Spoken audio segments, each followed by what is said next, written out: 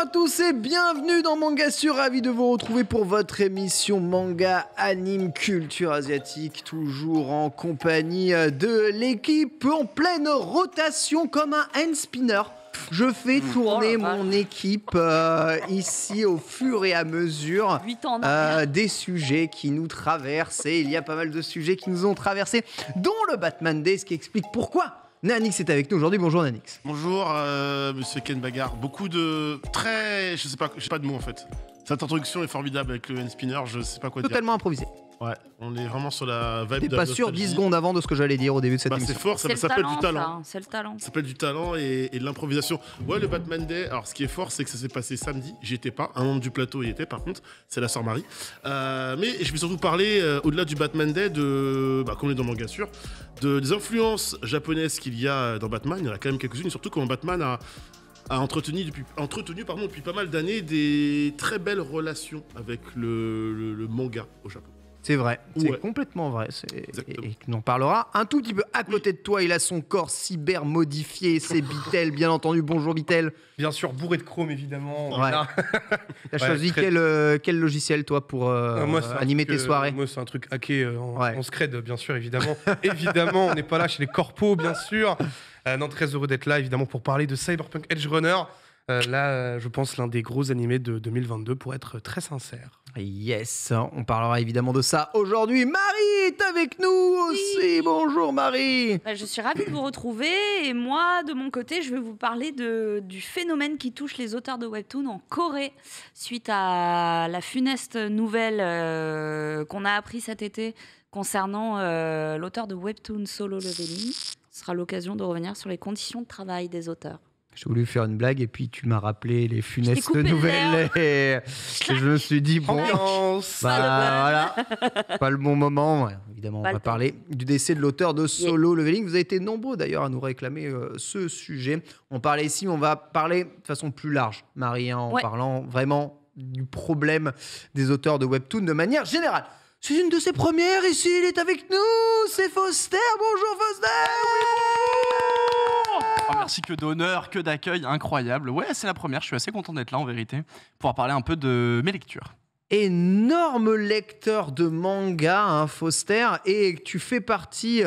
Tu es un peu comme celui qui va fouiller là où nous ne fouillons pas finalement. Ça peut arriver, en tout cas c'est ce que tu me dis généralement quand je te dis ce que je suis en train de lire à l'instant T, mais là cette fois-ci je vais commencer par un truc assez soft que je pense va pouvoir plaire à une majeure partie des personnes. On rappelle, Foster viendra quasiment une fois par mois ici nous parler d'une série complète qu'il a terminée de manga, peut-être pour vous donner envie de commencer cette série ou de vous y intéresser. Des mangas peut-être un peu transverses, on va aller dans le seinen, on va aller dans des choses qu'on n'a pas spécialement l'habitude de lire afin de pouvoir les découvrir en totalité. Peut-être, qui sait, de vous donner envie de lire autre chose que votre shonen Neketsu en scan 3 jours avant tout le monde. Nous allons commencer évidemment cette émission avec le programme, la sélection. On parlera du Batman Day, je l'ai dit, on parlera de Cyberpunk, on parlera de Solo Leveling et on parlera de Hell's Paradise du coup avec toi Foster. Quelques news nous attendra si on a encore le temps d'en parler. C'est pas quelques news, c'est 1 milliard de news parce qu'il y a eu le Tokyo Game Show et évidemment c'était rempli d'adaptations de mangas en jeux vidéo. On parlera si on a évidemment le temps. On lance tout de suite, c'est parti, c'est la Select.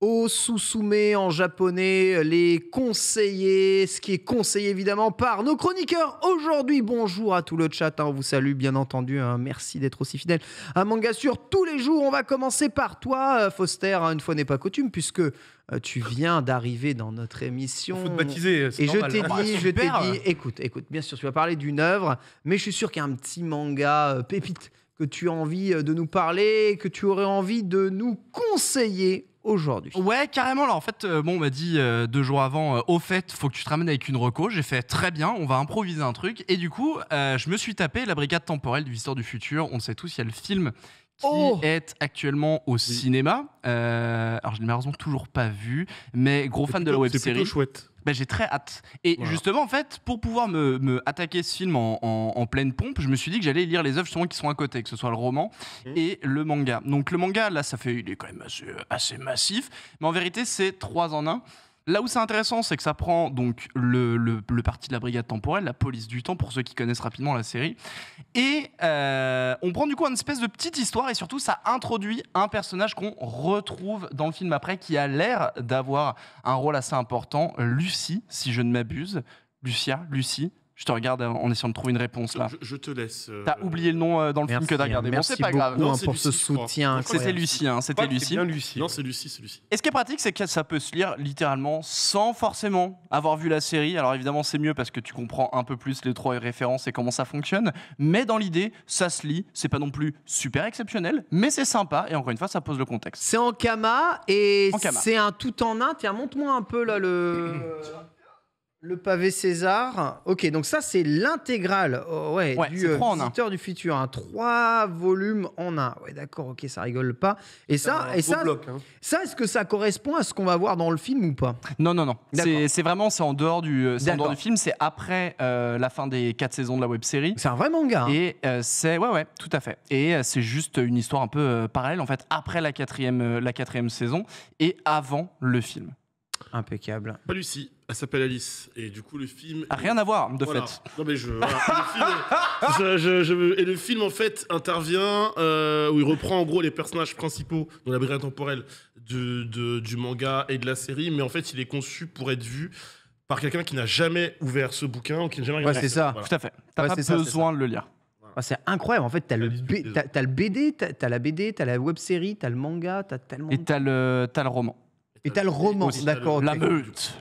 Vous savez que sans le film, je n'aurais jamais connu l'existence j'allais dire de ce truc, mais de cette œuvre. Je te jure, je ne m'intéresse pas du tout à ça. La web-série, je ne connaissais pas du tout. C'est un gros la web-série, ça a tourné Internet à l'époque. Ah ouais. En fait, c'est la première série à avoir été notamment produite par le service public. C'était à quelle époque?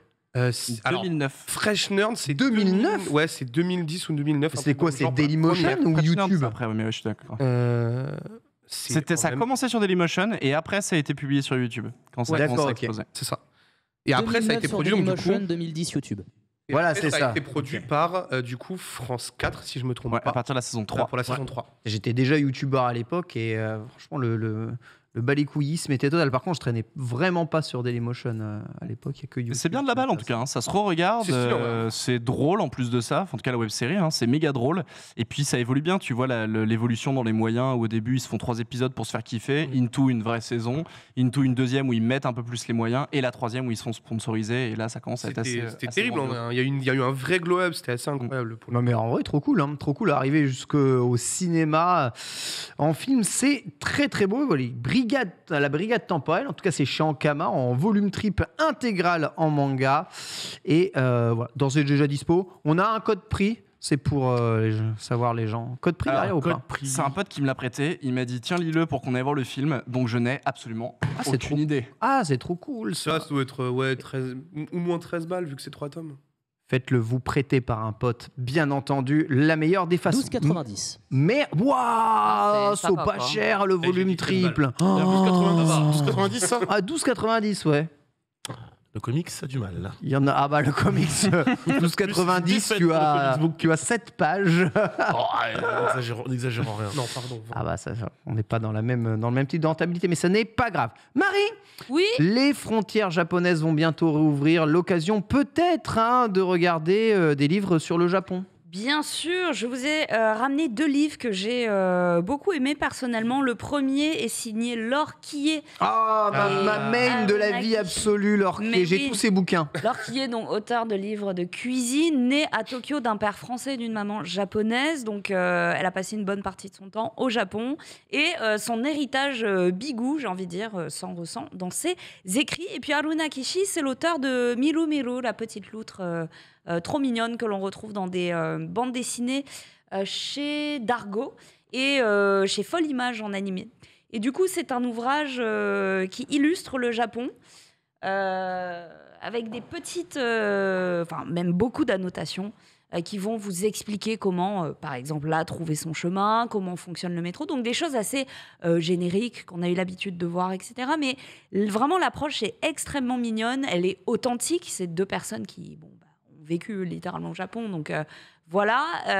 Waouh, je m'y vois déjà, là. En plus, c'est vraiment très, très joli niveau illustration. Ces logos me manquent. Rien que la beauté du livre fait qu'on a envie, ne serait-ce que cette carte. En fait, ça parle de bouffe. En fait, Voilà, c'est un guide du routard, quoi.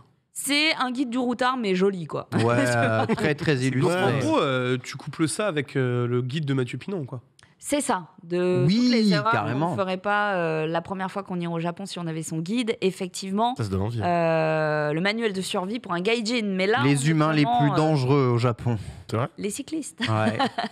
Les C'est une dinguerie en vrai. Hein. c'est pas vraiment les cyclistes, la daronne à vélo. Ah. La daronne à vélo. Tu sais que, petite anecdote sur le vélo, j'ai vu Manu, qui est un ami C'est- là-bas et autres de Guigui et tout le bazar. Il a pris une amende parce que son clignotant sur son vélo clignotait trop vite. C'est un autre. Oh, il y a le toilette Il y a un japonais. oscillement entre 60 et 120 fameuse. clignotements minutes. Aïe, aïe, aïe, aïe, Il aïe. était à 135, il a pris 45 € d'amende. Ça fait Je mal. rappelle que grâce à Ken Bogard, j'ai pu vivre cette expérience.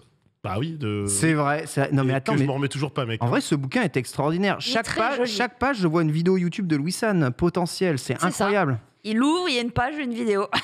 C'est juste complètement fou. C'est tellement le Japon à part entière. Incroyable. C'est que j'ai essayé de l'inviter dans Manga Sur, Lorquier. C'est vrai. Malheureusement, Ah elle ouais. n'habite pas à Paris. Elle m'a dit malheureusement, je peux pas venir. J'habite vraiment beaucoup trop loin. Elle est en Provence, non? Terrible. Ouais, Que son mari est d'origine provençale. exactement. Et dans le sud de la France. Effectivement. Oh, il y a tous les conseils d'ingrédients pour commencer à cuisiner japonais, C'est les conseils exactement sur les ça. vétos, la street food, ce qu'il faut pas rater à manger, les spécialités locales, la culture sur les démons, il y a la religion qui est traitée, Il d'accord. y a ouais. tout, mais c'est vrai Banger. que Franchement, banger. On va Voilà. super bien illustrer, hein, franchement. pour le côté bouffe aussi, toutes les petites recommandations sont vraiment De toute façon, Et terribles. c'est ouais. Le calendrier aussi illustré, fête par fête, les significations. Honnêtement, c'est un livre que je vous recommande parce que ne serait-ce que pour la beauté de En l'œuvre, plus, j'allais vous dire, devez en l'avoir. fait, il est beau déjà à Il est voir. Il est beau et c'est Giga beau. Chez Manga vraiment pas Édition. cliché, tu vois. Non, C'est vraiment, tu vas aller au Japon, c'est comme ça, voilà. Et même ça casse C'est vrai, peut-être c'est beaucoup de clichés, je trouve. Complètement. C'est 15 € et vous aurez un très très bel ouvrage perso des fois. Alors ça fait vraiment. Je me pose avec, je lis une page et je le referme.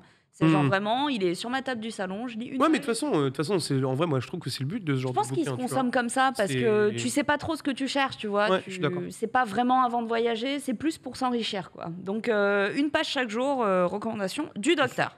Deuxième guide, pas du tout le même mood, c'est C'est Rokirama. pas la même ambiance. Pas du tout la même ambiance. C'est Rokirama qui nous fait le Tokyo Pop City Guide. Rokirama, si vous ne connaissez pas, il y a un magazine, mais aussi un site web, un mélange de tout ce qu'il y a de mieux dans la pop culture. Vous le trouverez dessus. Et du coup, ils ont fait un guide spécial Tokyo où j'ai retrouvé plein d'adresses que je pensais encore confidentielles il y a 5-6 ans. Ouais, c'est mort le truc confidentiel maintenant. Honnêtement, ouais. Mais Ouais. il y a des trucs vraiment, vraiment chouettes. La photographie est dingue. Je te laisse découvrir. Il y a un côté un petit peu rétro.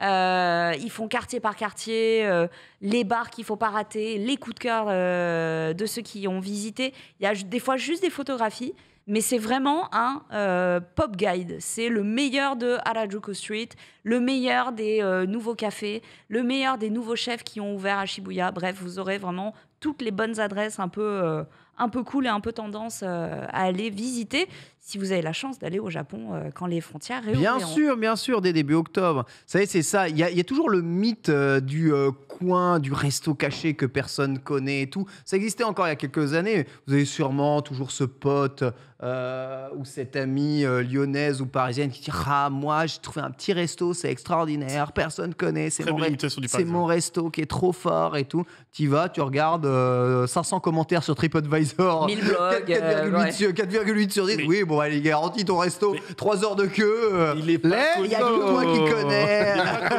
Il est pas connu de tous, Ken. Mais tu sais que C'est envahi par tous les TikTokers de il l'histoire. y a une rue où j'avais eu un Airbnb à l'ancienne au Japon et il y avait un izakaya en bas. Tout était écrit en japonais. Il parlait pas du tout anglais ni rien. Je n'ai jamais été capable de le retrouver pour le recommander. Ah Jamais. Mais même sur Google Street, il n'apparaissait pas. C'était un tout petit boui-boui et je retomberai jamais dessus. Mais j'y passais toutes mes meilleures soirées, quoi. Donc il existe des adresses confidentielles. Le problème, c'est qu'il faut s'en souvenir. Ouais, ça c'est vrai que les Et ça c'est déjà un peu plus complexe. Bah, le principe de les et en c'est que plus, tu te souviens à mon avis, plus. Bah oui, je sais bien, c'est pour ça que je dis ça. la topographie des lieux sûrs à Tokyo a dû pas mal changer durant le Covid. Une map par défaut. Question, combien de temps sur place pour bien profiter de Tokyo, genre première fois. Parce que je Pour compte y aller, donc pour savoir. Tokyo pur, 2 semaines, tu peux y rester tranquille sans aucun souci. 2 semaines, mais vous êtes fou furieux. Comment ça? Les 2 semaines, vous reposez, vous dormez. Hein? Mais non. Non, mais non, tu peux tout speedrun en 1 semaine. Par contre, tu ne dors pas. J'ai passé 3 mois à Tokyo, j'ai toujours pas tout vu.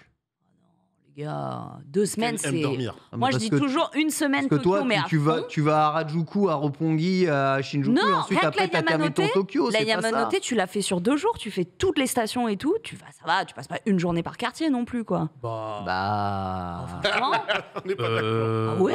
Bah ouais. Sérieux, si tu fais Shinjuku, tu fais Shinokubo, tu fais Shibuya dans la même Bah ouais. journée. Et si tu fais Shibuya, tu fais Yoyogi. Si tu fais Akihabara, c'est sûr que oui, là, t'es un petit peu bloqué parce que c'est un petit peu plus loin. Mais si tu fais le Sensoji, tu vas pas juste faire le Sensoji dans toute la journée. T'es capable de bouger quand même. Ouais, et je sais faire, pas. En fait, après, moi, tu sais. En Tokyo, c'est abusé. Hein. J'ai j'y suis allé passé. dans une optique différente. Ouais, peut-être, je sais pas. J'ai marché. Ouais, franchement, la première fois, j'ai passé 1 mois à Tokyo. J'ai marché pendant 1 mois et j'avais pas vu. c'est sûr, J'avais tu pas peux vu pas la moitié de la tout ville. voir. J'y suis retourné le coup d'après. Et j'ai dit putain, mais ça, j'avais pas vu encore. Ça, j'avais pas vu. Mais de C'est manière infini, réaliste, moi, on me le c'est demande infini. souvent. Je dis pas aux gens rester 1 mois. 1 mois, c'est pas réaliste. Non, mais ce Quand que je t'as te un dis, taf, 2 des semaines à enfants et Tokyo, tout. tu auras Non, mais de toute des façon, trucs à les faire, gens c'est ne sûr. Hein. en mode C'est un parc d'attractions. La ville, c'est un parc d'attractions. Qu'est-ce que tu veux Moi, je sais faire? pas, 1 semaine Tokyo et 1 semaine pour faire Osaka-Kyoto, déjà, T'as c'est tellement de restos différents, d'hôtels différents à tester, de lieux différents à voir. Tous les quartiers sont très différents, ils sont tous thématisés. Tu t'intéresses à n'importe quel type de truc, t'as des quartiers dédiés pour fait ça. des Tu peux y hôtels passer la thématisés journée. Des Dans hôtels quel quartier thématisés. Tu payes à l'heure. Il y a vraiment de quoi Tu faire. connais Kabukicho? Il y a vraiment de quoi faire dans Ouais. Tokyo. Si vous avez 2 Toi, tu semaines, speedrun tout, t'as pas le temps. toi. speedrun pour voir au moins le Mont Fuji et les singes à Ah mais Kyoto, bien sûr, faut pas rester qu'à Tokyo. Ah non, mais ça, c'est c'est chiant. certain. Mais Chiant. Mais une ville comme Kyoto, En tu la vrai, platines ville. Une ville comme Oui. Tokyo, tu Comme la Kyoto, Kyoto, platines je moi, n'y jamais. vois tu mets pas. tellement de temps, Franchement, tu me Tu mets la 2 semaines à platines Kyoto, jamais. je m'emmerde. Hein. C'est énorme.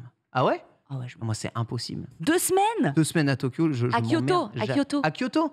Ah, Non, c'est différent. 2 Donc, semaines à je Kyoto, profite de la vie je différemment. préfère largement, tu vois, genre 2 semaines à Osaka qu'à Kyoto, tu vois. Écoutez, nous flex. Ouais, 2 semaines à Kyoto, franchement, je prends pas, quoi. On est vraiment des On va dire que c'est des Oscar, philosophies de vie différentes. Kyoto, Osaka Oui. Oui. Oui. C'est intéressant, oui.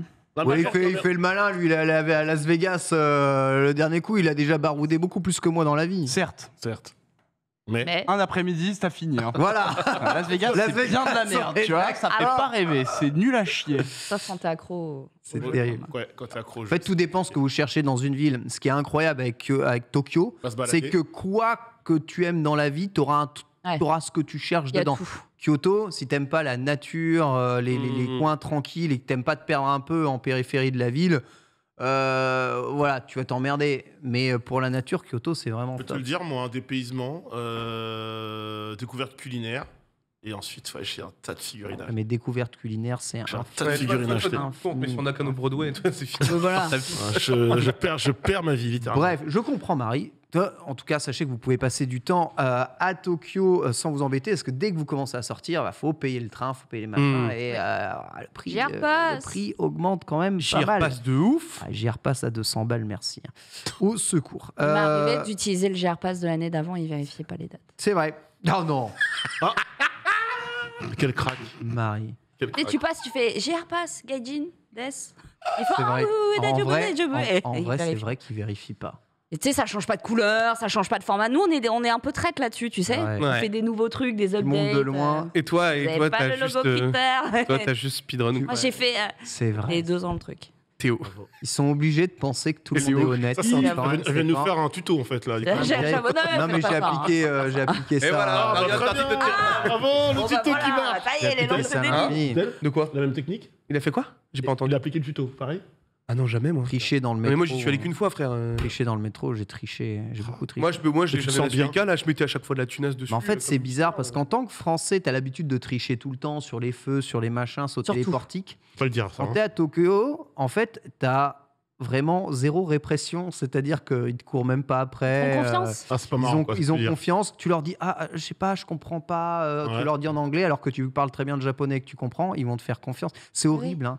Mais tu On est des merdes. On est des tu merdes. peux tellement profiter facilement de la naïveté des gens en étant juste un tout petit peu malhonnête. C'est ça. Alors qu'en France, jamais ça passe les Tu sais, phases. t'as pas le bon ticket, il est périmé, tu Ouais. le sais. Horrible. T'avais pas ta monnaie Et toi, sur là, toi. t'es en et C'est tout. horrible, ils te laisseront passer. La barrière Ah. fait bip et le mec il fait oui s'il vous plaît. Il dit c'est pas le bon billet. bah, Bon, allez-y non, passez. Allez-y, en mode, passez. Voilà. Alors, C'est horrible. Je sais que Amine, c'est horrible, c'est dégueulasse. Amine nous dit que lui aussi, il a C'était la marouflé au naïveté. début puisqu'il prenait des tickets enfants. sur Ah sa ouais, première bravo, toilette. bravo. Les tickets enfants, ça fait même pas le même son quand tu passes le petit ticket enfant. Tu vois, ça fait un autre son. Comment tu Donc, sais ça? hein Tu l'as fait aussi. Mais évidemment. En fait, il faut ça. Non, mais... Elle est monstrueuse. Vraie anecdote. Il y a deux phases à Tokyo. Il y a les grandes stations où tu t'en bats les steaks, il y a tellement de monde. Shinjuku. Ouais. Ah, Shinjuku, ouais. Shinjuku, tu tu traces. passes, le portique qui fait bip, et il ferme comme Il ça. s'en bat les Toi, tu couilles. passes en mode, tu sais, Jotaro. Et t'es comme ça, c'est dans le portique. Le portique, jamais il t'arrête. Et il n'y a aucun flic qui Ah, te ça, stoppe. mais c'est clair, Tu c'est traces clair. tout droit, jamais. Et il y a la petite station de quartier où là, t'as toujours le mec en mode imbloquable Ouais, qui est ouais, là. à la Qui est sortie. vraiment devant en mode. Et là, tu sais qu'il faut le billet. Ah là. Tu prends le billet enfant et juste tu marches accroupi comme dans n'importe quel jeu vidéo moderne. Et ça fait bip, le petit son enfant. Tu marches accroupi, il t'arrête jamais. Quel enfer. Et si t'arrêtes, tu parles en anglais, très important. Tu parles en anglais. Tu dis Un anglais mauvais. un si mauvais possible. anglais, tu dis que t'as pas compris. Et Qu'ils je te comprennent jure encore que moins. rien que l'erreur 404 de devoir parler anglais pour qu'ils te comprennent. Ouais, c'est fini déjà. Il va même pas chercher à aller Ah ouais. plus loin. Ils sont tellement nuls. Il va te dire faut que j'aille au Koban, faut que. Oh. Ah, je vais remplir Allez. des pieds pour un. En plus, il y a quoi? Il y a 90 yens de différence. Ah ouais. Flemme, Sama, il va pas Ouais. comprendre ce que je dis. Allez, y aller, Dazé. C'est déjà le meilleur moment de l'émission, quoi. On C'est incroyable. déteste, C'est mon meilleur faites pas stand. ça. Oh, ça me Ne régale. le faites pas. Non, mais bah bon, non. j'étais Régale. pauvre, Akupiman. d'accord. Donc Hakuna Matata. Voilà, désolé, Quel évidemment. enfer. Mais oui, le arnaque no jutsu, mais Bah, bravo, c'est- Ken. non mais c'est plus le cas. Maintenant, je paye mes billets et tout, machin. Mais Ouais. avant, Avec un j'allais. petit sentiment de, Tu vois, de j'avais payé repentir. mon billet d'avion, j'arrivais au Japon et j'avais rien. J'étais là, j'avais pas de quoi manger. Donc c'était Matsuya tous les soirs, une fois par jour. Et les transports, je pouvais pas. Donc tant pis, il fallait prévoir avant. Mais bon, c'était une autre époque. J'adore. Mais C'est ça n'a beau. pas changé, les Japonais sont toujours aussi naïfs. Ouais. N'en profitez pas. Amine, il est affreux, vraiment. Il est il fait- vraiment Même le horrible. Shinkansen, tu peux gruger, mais faut pas, c'est pas bien. Ça, je la tenterai Amine, pas. hein. qu'as-tu fait, Amine? Non, je la tenterai pas, celle-là. hein. Franchement, ouais. Au prix du billet, Ouais. Non mais franchement, ils sont trop honnêtes les Japonais. Quand tu J'adore. vois les portiques ou les installations pour alors que les autres trains, oui, Shinkansen. tu vois, mais. T'arrives un peu à la frame. Franchement, t'es jamais contrôlé dans le train. Enfin bref, let's go. Continuons. Des bons tips. Continuons Des bons tips. avec la recommandation de Bidelu. Aïe, aïe, aïe, aïe. Rappelle que je suis tout à ambassadrice fait, de Tokyo, pardon, hein. Excusez-moi, je me remets des émotions là. Je suis honnête. Hein, Non, mais moi, être ravi de voir cette VOD. Non mais je suis honnête.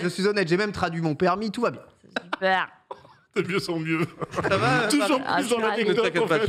tu vas passer un moment. C'est sans fin. Oui, moi je voulais vous parler un petit peu d'une série dont je vous avais parlé, une première partie dont je vous avais parlé qui était Blue Giant. Eh bien, je vais vous parler un petit peu de Blue Giant Supreme qui arrive gentiment à sa conclusion puisqu'il reste encore un tome pour finir cette deuxième partie de série. Écoutez, c'est toujours un gigantesque coup de cœur. On suit toujours donc du coup les aventures de Dai qui est un lycéen qui a été autodidacte pour apprendre le saxophone, mon très cher Foster. Eh bien, il décide tout simplement de devenir le numéro 1 au monde. Il veut devenir le meilleur jazzman. Et en fait, tu le suis donc à travers donc une première série qui s'appelle donc Blue Giant Supreme, où tu le vois donc évoluer dans le Japon et essayer de monter en tant que du coup numéro 1 japonais en termes de jazz. Et une fois qu'il atteint cet objectif, eh bien, il décide tout simplement de partir en Europe, là où la culture jazz est déjà beaucoup plus répandue et beaucoup plus puissante. Et donc du coup, vu qu'on arrive quasiment à la fin de celle-là, je voulais un petit peu vous en parler parce que eh bien, ça monte beaucoup plus en intensité, les traits sont beaucoup plus affirmés, le dessin est super beau et surtout, franchement, Encore une fois, le type est juste beaucoup trop fort pour te faire vivre de la musique à travers un dessin. Est-ce qu'on a des indications sur comment la culture jazz est imprégnée au Japon? Effectivement, quand tu vas à Tokyo, tu as beaucoup de clubs de jazz, etc. Est-ce que c'est un petit peu un fantasme des États-Unis, c'est le cigare, le club, le jazz, etc. Ou c'est vraiment quelque chose qui est rentré dans la culture et est-ce que c'est expliqué? Alors, tu as eu évidemment... oui, alors déjà, c'est expliqué sur pas mal de points. Mais c'est plus... Donc, là, tu vois, c'est vraiment en Europe. Donc, du coup, c'est pas du tout la même vision du jazz. Mais effectivement, sur la première partie, tu vas voir tout ce qui est... comment, en fait, c'est arrivé. Alors, évidemment, c'est arrivé avec les Américains en même temps au Japon, ce qui est normal. Mais pour le coup, c'est vraiment devenu un genre très plébiscité au Japon. Ne serait-ce que parce que les instruments qui sont utilisés sont ultra nobles. On parle du contrebasse, on parle de piano, on parle de c'est des nerds dans les Japonais. C'est vraiment des super beaux instruments qui vont les fasciner, tu vois. Enfin, vraiment, les saxophones là-bas. Moi, j'avais évidemment, vu que je suis saxophoniste, j'étais passé sur une boutique de musique là-bas. Et je peux t'assurer que les saxophones, c'est un truc qui est. Attends, mais je crois que mon mec avait un Yamaha. Ouais, bien sûr. Il y a les Yamaha. Il m'a dit que c'était genre les Japonais les meilleurs pour faire les saxophones. Alors après, tu as d'autres marques qui sont excellentes aussi. Mais Yamaha, si tu veux, par exemple, c'est typiquement le genre de marque qu'on va recommander un débutant pour te dire, voilà, c'est la marque qu'il te faut pour ça pendant des années et des années, tu vois. Ouais. Mais Yamaha, ils sont capables de faire tous les niveaux d'instruments de musique, du niveau level max, au niveau entrée de prix, entrée de gamme, c'est ça qui est abusé. En fait, ils sont un peu comme Sony, dans le milieu de l'audio. Hein. Sony, ils ont toujours fait des Walkman et des baladeurs ultra audiophiles au fur et à mesure du temps. Yamaha, c'est les mecs, du petit synthé. Trop fort. Les Japonais sont tellement forts pour pousser tous les potards au max de l'optimisation de tout. Et la musique, c'est vrai, et le son particulièrement, c'est vraiment un truc de. C'est un truc de geekos absolu. Ils aiment trop ça. Donc du coup, évidemment, on me pose la question, est-ce qu'ils parlent de musique à écouter et autres? Évidemment que oui. Pendant tout le long, vous avez des références à des morceaux extraordinaires. Et franchement, tu te mets dans une ambiance vraiment jazz pour lire ce genre de truc-là. Mais tu prends un pied monstrueux. Enfin, vraiment, moi, je vous conseille très, très, très fort la lecture de Blue Giant. Sachant que maintenant, donc, du coup, il y a la deuxième partie qui va s'achever avec le prochain numéro.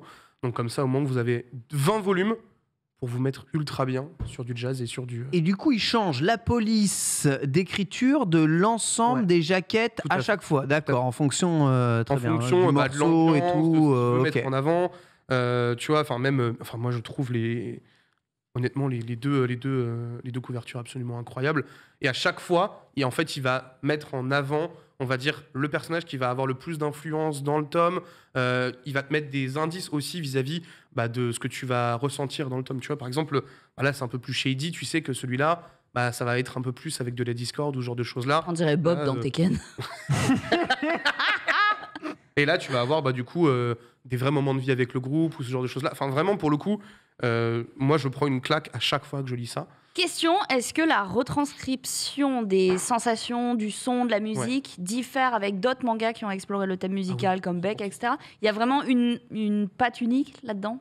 Ok, des traits. Alors, c'est un peu plus que ça parce que... Non, mais la double page là, qu'on a vue tout à l'heure, c'était hyper effectivement, les traits, c'est vraiment le truc qui va le représenter dans ce moment-là. Ouais. Parce que c'est ce moment où tu sens que c'est ultra intense. Tu vois. Après, tu vas avoir des trucs beaucoup plus chill, où tu vas avoir de petites notes de musique ou des trucs comme ça. Mais en fait, ce qui est ultra intéressant avec Shinichi, c'est qu'il va abuser de ce truc-là. Il va envoyer à fond. Sur pas mal de quand c'est ultra profond, il va te mettre un max de traits, un max d'effets autour pour te faire ressentir la pression de la musique. Et c'est ça qui est assez incroyable dans cette œuvre-là. C'est vraiment la sensation de te faire écraser par des morceaux de musique alors que tu ne les entends pas.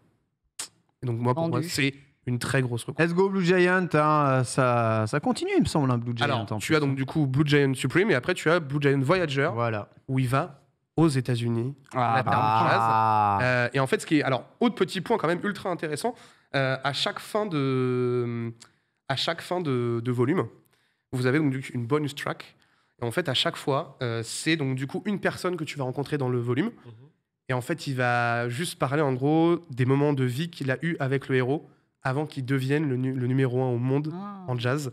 Et donc du coup, ces bonus tracks, en fait, c'est ultra important parce que ça te permet de réunir tout le puzzle et de savoir comment il va devenir le numéro 1 au monde sur le jazz. Il y a un petit côté White Flash. C'est trop intéressant. Vraiment, je sais que c'est pas une série qui fait énormément kiffer, mais je vous en supplie, lisez Blue Giant parce que c'est c'est vraiment exceptionnel. Chef-d'œuvre aussi, ta deuxième reco que tu as dû finir de lire. J'ai fini aussi de lire le volume 1 de Trion Game.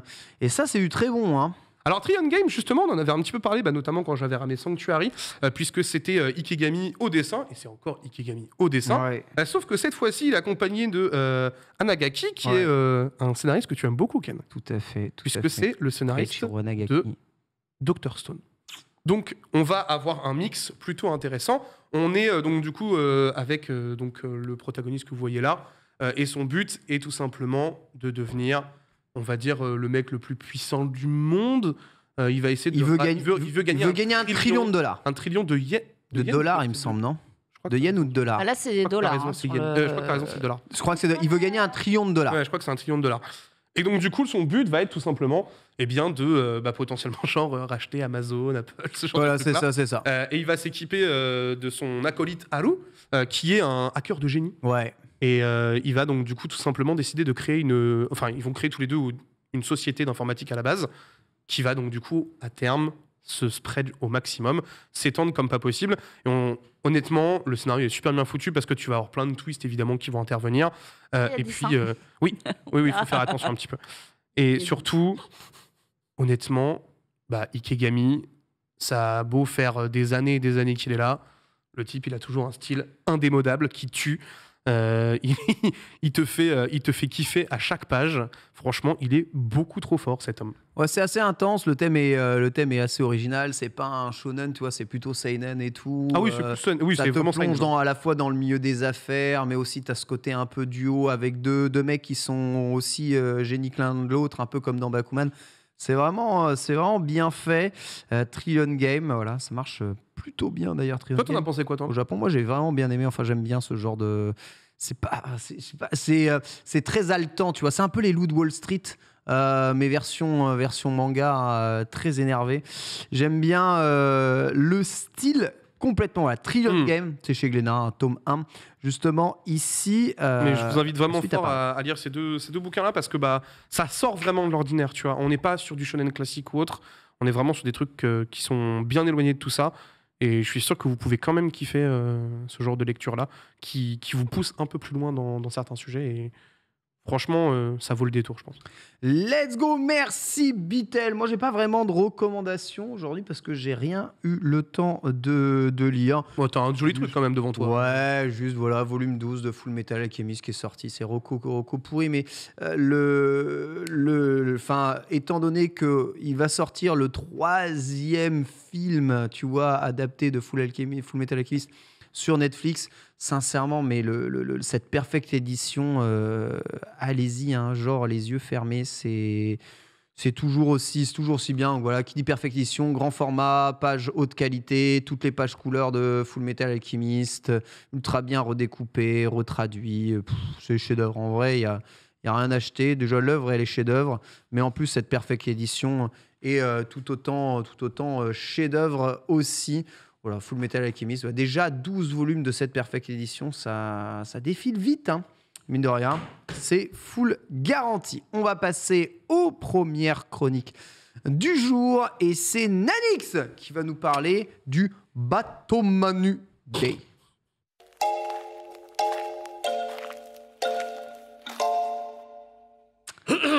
Alors Nanix, je serai intransigeant sur la prononciation japonaise de Batman, évidemment. On s'est mis d'accord avant. Il a révisé, sachez-le. Sachez que j'ai révisé, sachez que je m'excuse d'avance d'écorcher certains noms de famille, je ne donnerai aucun prénom. Et si jamais je l'ai dit mal, vous avez le droit de me reprendre. C'est pareil pour les noms, prénom ou nom, c'est pareil. Alors les noms, ça va. C'est vraiment sur le prénom. Tu peux pas juste dire le prénom, c'est pour ça. Si tu dis le prénom, tu es obligé de dire le nom. Donc j'ai donné juste le nom, c'est dire 2 fois moins de japonais. C'est pour ça. Mais rajoute San quand même, parce qu'on est respectueux. Ah, c'est complètement astuce. Nouveau tips. Très bien. Nouveau tips. Oui, alors du coup, chronique pourquoi? Parce que samedi dernier, un jour de week-end, évidemment, certains sont sortis, se sont baladés, ceux qui étaient parisiens et qui se sont baladés du côté de la gare Saint-Lazare ont pu voir Marie, notamment. Parce que c'était le Batman Day, c'était l'élection du plus grand fan de Batman, ce qui est le mois Batman, et le Batman Day, c'est chaque année, tant de jours de septembre. Bon bref, là ça tombait le 17 septembre, me semble-t-il. Exactement. Et donc, il y a eu plusieurs phases éliminatoires par ville, donc Toulouse, Bordeaux, Marseille.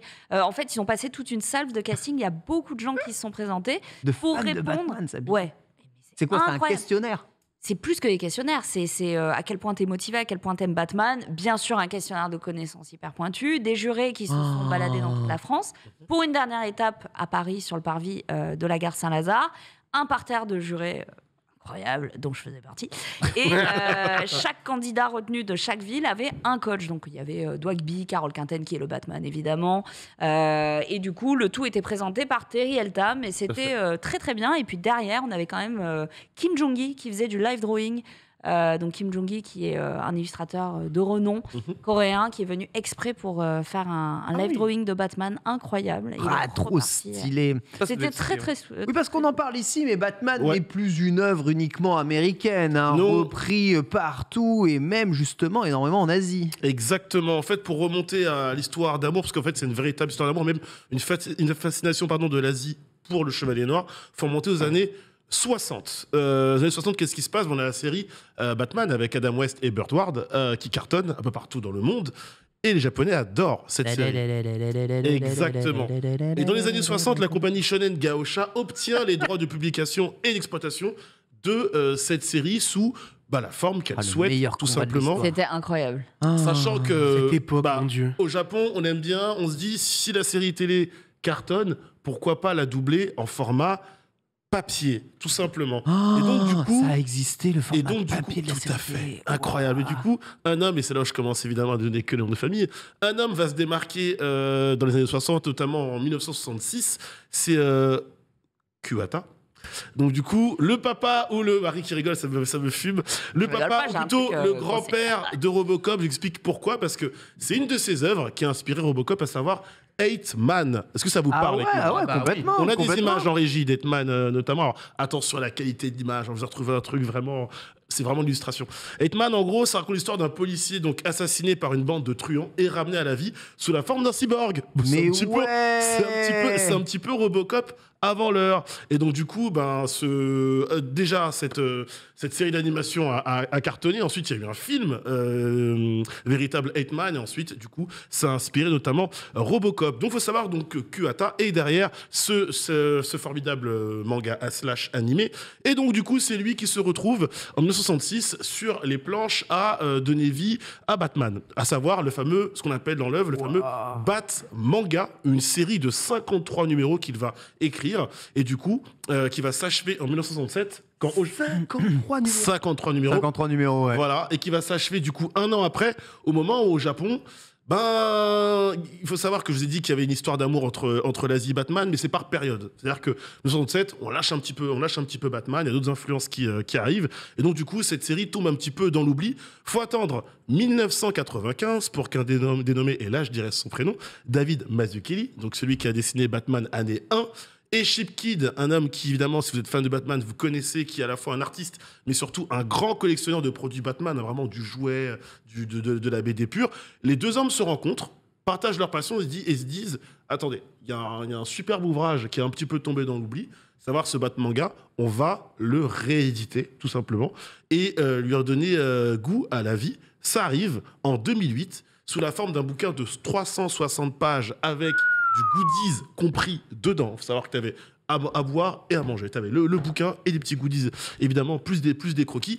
Et DC Comics, du coup, qui jusqu'à présent n'avait jamais revendiqué en termes de droits, etc., sur l'œuvre, republie l'œuvre en 2013 dans son intégralité. Alors, le Bat-manga, mais... Le Bat-manga, qu'est-ce qu'il apporte par rapport à la série à l'époque d'Adam West? En gros, je ne sais pas si vous vous rappelez, évidemment, cette série, il y a beaucoup de combats, c'est très très drôle, avec les onomatopées, etc. Et lui, il va sortir un petit peu de ce cadre-là pour donner un aspect plus félin à Batman. À Batman qui se déplace du coup beaucoup plus vite, une ambiance beaucoup plus sombre. C'est marrant, ça nous rappelle quelque chose évidemment. Les codes de l'anime sont également déjà présents parce qu'il y a finalement peu de dialogue. Et il y a beaucoup d'expressions silencieuses entre les personnages d'une planche à l'autre. On joue évidemment sur la force des regards. Donc il y a Kuwata qui s'y met et du coup qui signe son fameux Batmanga. Mais après lui, il y a plein d'autres artistes que vous connaissez, je pense pour la plupart, qui vont s'essayer à l'exercice de Batman, à savoir Katsura. Katsura, qui est derrière Video Girl AI. Pour l'instant, personne ne m'a repris, je suis trop content, je vis ma meilleure vie. Avec le personnage de Batman, qu'on voit à un moment donné où on les découvre, il y a une scène où le héros sont au cinéma, et en fait, il y a Batman, un personnage qui se bat avec une batte, et dont le look est inspiré du Batman de Tim Burton. Pas que. Là, on a encore de l'image, on a un petit trailer, mon cher Barvo. La série Z-Man, dont l'ambiance sombre, certains conflits, etc., et même, j'ai envie de dire, la structure de certains personnages sont très inspirés du Batman de Tim Burton. C'est pas moi qui le dis, c'est Katsura lui-même qui l'a vu plusieurs fois, de nombreuses interviews. Vous tapez Katsura, Batman, Z-Man, vous allez voir un paquet de liens qui vont popper dans lequel il explique que Batman l'a inspiré. Surtout, il le dit, rien à foutre des autres adaptations. Lui, il voit que le film de Tim Burton en égérie dans sa vie. Qu'est-ce qu'on a d'autre également? On a Otomo. Donc, évidemment, l'homme qui est derrière Akira. Oui, Otomo, tout à fait. Qui va prêter tout simplement sa plume, son dessin, à une œuvre qui est quand même importante, que vous pouvez retrouver évidemment en librairie sans souci. C'est Batman Black and White. En fait, c'est une série d'histoires très courtes, vraiment très très courtes. Pour vous dire, l'histoire d'Otomo, elle tient sur 8 pages. Voilà, comme ça, vous savez, c'est hyper court. Et c'est exclusivement en noir et blanc. L'histoire d'Otomo s'appelle First Mask. Et en fait... je vais pas vous en dire plus pour pas vous spoiler l'histoire, mais en gros, vous suivez le Chevalier Noir qui poursuit un tueur aux multiples personnalités. Sans que Batman, on le sait, c'est un personnage qui est divisé, rongé, torturé. Et ben, il y aura un écho entre ce méchant qu'il poursuit et sa personnalité à lui, donc full noir et blanc. Là, c'est une vidéo évidemment que j'ai pu retrouver sur YouTube où la personne nous montre les différentes planches. C'est retrouvable, First Mask, évidemment, Black and White, et l'intégralité de la série, vraiment du recueil, évidemment, à retrouver en librairie. Azamiya également s'est collé à l'exercice avec en 2001 Batman Shield of Dreams. Donc, savoir qu'Azamiya est lui très fan de Todd McFarlane. Pour si ça ne vous parle pas, c'est Papa de Spawn tout simplement. C'est aussi lui qui a donné juste qui a confirmé l'émergence de Spider-Man avec la série Amazing Spider-Man, je dis pas de bêtises. Donc voilà, qu'il a très très bien dessiné les meilleurs covers. Il faut dire que c'est quand même Todd McFarlane, enfin selon moi. Ah oui, d'accord, ok, c'est engagé ça. Ouais, mais tu faut les voir. Vraiment, c'est vraiment pas mal. Engagé. Et l'histoire de Shield of Dreams, c'est l'histoire du coup toujours de Bruce Wayne, mais là on est vraiment sur l'influence japonaise. En gros, on suit une journaliste qui est fan de Batman, qui est venue de Tokyo à Gotham City pour le rencontrer.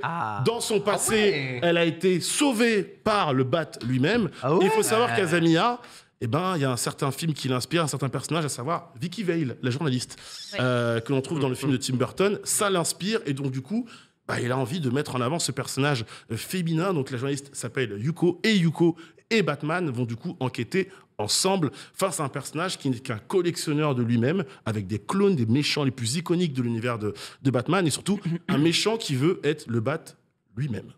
On continue. 2 tomes pour Batman Shield of Dreams. On bascule désormais en 2008 avec Natsume. Très bien. Avec Batman Death Mask,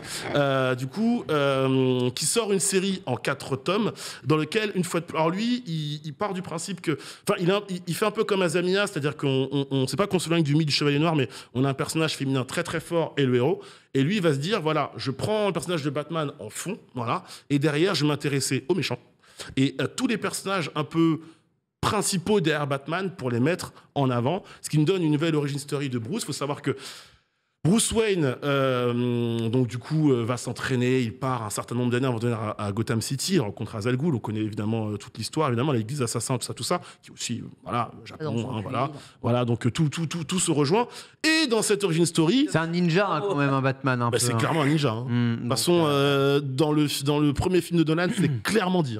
C'est clairement identique. C'est dit frame zéro, c'est-à-dire le côté esbrouf, la bombe fumigène, tu es un ninja, mec. Mais un ninja. Infiltration. Même mais attends, tu le fais en tenue ninja. Ouais, c'est un ninja. C'est un ninja, bien sûr. Et donc du coup, Batman Ninja. Il y a l'animé. Bien sûr, non. J'y viens. Et du coup, dans cette origin story, Batman, on précise, c'est vraiment important de dire, écoutez, il est tellement rompu à tous les styles de combat, sachez qu'il est parti au Japon apprendre les arts martiaux, et on détaille cette partie de son apprentissage dans cette BD. Plus proche de nous, 2017, petite dédicace évidemment, parce que j'ai le bouquin sous les yeux, on va en parler tout à l'heure dans les news si on a le temps. Teshirogi Yes. Il a pas dit oui, hein, mais continue. Il y a vraiment eu un regard en mode Voilà. qu'est-ce que tu racontes La comme connerie. personne, tout simplement autrice, qui a écrit et dessiné la série Sensei à Lost Canvas Chronicle, Ah oui, bien sûr. eh ben, elle est derrière un manga papier qui s'appelle Batman and Justice League, qui est sorti chez Kana en 4 tomes à partir du coup de 2017. Et là, c'est une toute autre histoire. Du coup, on suit un jeune japonais qui s'appelle Ryu et qui débarque à Gotham. Parce qu'il veut rechercher ses parents disparus. Il arrive à Gotham, mais lui, il arrive en mode YOLO, quoi. Il sait pas que Gotham, c'est la pire ville possible, véritablement. Que quand tu ne connais pas. Les et que vacances tu n'as à Gotham, c'était pas cher. Quand tu n'as pas ce type de bouquin, le Gotham Pop City Guide, eh ben, tu peux mourir frame 0. Et heureusement, Batman intervient pour le sauvant, lui expliquant frérot, c'est chaud, je sais pas d'où tu sors, mais retourne d'où tu viens. Et en gros, dans cette ville, ce qui est assez intéressant, c'est qu'on en retrouve le Joker également, Lex Luthor, il y a toute une conspiration, il y a plein de personnages. Le titre, c'est Batman and Justice League, donc forcément, il y a du Superman, il y a Wonder Woman, il y a évidemment énormément de personnages qui vont intervenir. Et on retrouve évidemment à la patte de Teishi Rogi au dessin. C'est énorme, j'en ai jamais entendu parler. Et ben, Ouais, je me souviens, maintenant que je revois des pages, je me souviens de cette couverture. On l'avait montré dans Manga Sur déjà à l'époque, mais c'est vrai que ça m'avait pas marqué plus que ça. Et je l'avais pas lu, mais waouh, ça, ce Batman à la cape voluptueuse. Ouais, C'est là, vraiment 1 kilomètre, quoi. c'est. On sent qu'il sauve là des gens, t'as vu? grande cape, ouais. Il est omniscient. Bah, il protège Il protège. et il couvre. Voilà, La du cape, coup. hein, ça n'a Ça, jamais ça, protégé personne. Hein. Ça, c'est très Non, important. vraiment pas. Ouais, on en Faut reparlera. arrêter- On faut fera un arrêter débat. avec les capes. On hein. fera On un débat. dirait ça à Doctor Strange. On fera un débat. Ah ouais, là-dessus. ouais, j'avoue, c'est- lui, non, d'accord, ok. Bah, lui, c'est la seule Oui, cape enfin, c'est la validée. seule cape qui le sauve. Oui, Ah, faut mais c'est c'est une un cape vivante, artefact quoi. légendaire, Ah, mais c'est level une cape. 18 000, d'accord, ok. C'est un drap, hein, Ah, ouais. littéralement, quoi, tu C'est vois. la seule cape Elle est qui le vivante. sauve. Ouais. C'est vrai. Quelle cape en tout cas. On enchaîne. Du coup, Marie qui me fait une formidable passe D disponible encore sur Netflix, sorti en 2018. Batman Ninja. Évidemment, dans ce qu'il y a peut-être de plus connu dans les adaptations récentes Chef-d'œuvre.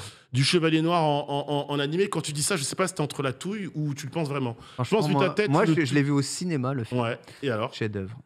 Juste chef-d'œuvre. Voilà. C'est tellement. En fait, voir le visage des fans de Batman se Merci. décomposer Merci. dans la salle, Voilà. ça a On y rajouté, on va dire, au plaisir que j'ai On pris y à est. regarder ce film, Merci. une Merci. saveur indescriptible. C'est pas très beau quand même. hein. Mais Ah, si, moi, j'ai Alors, kiffé.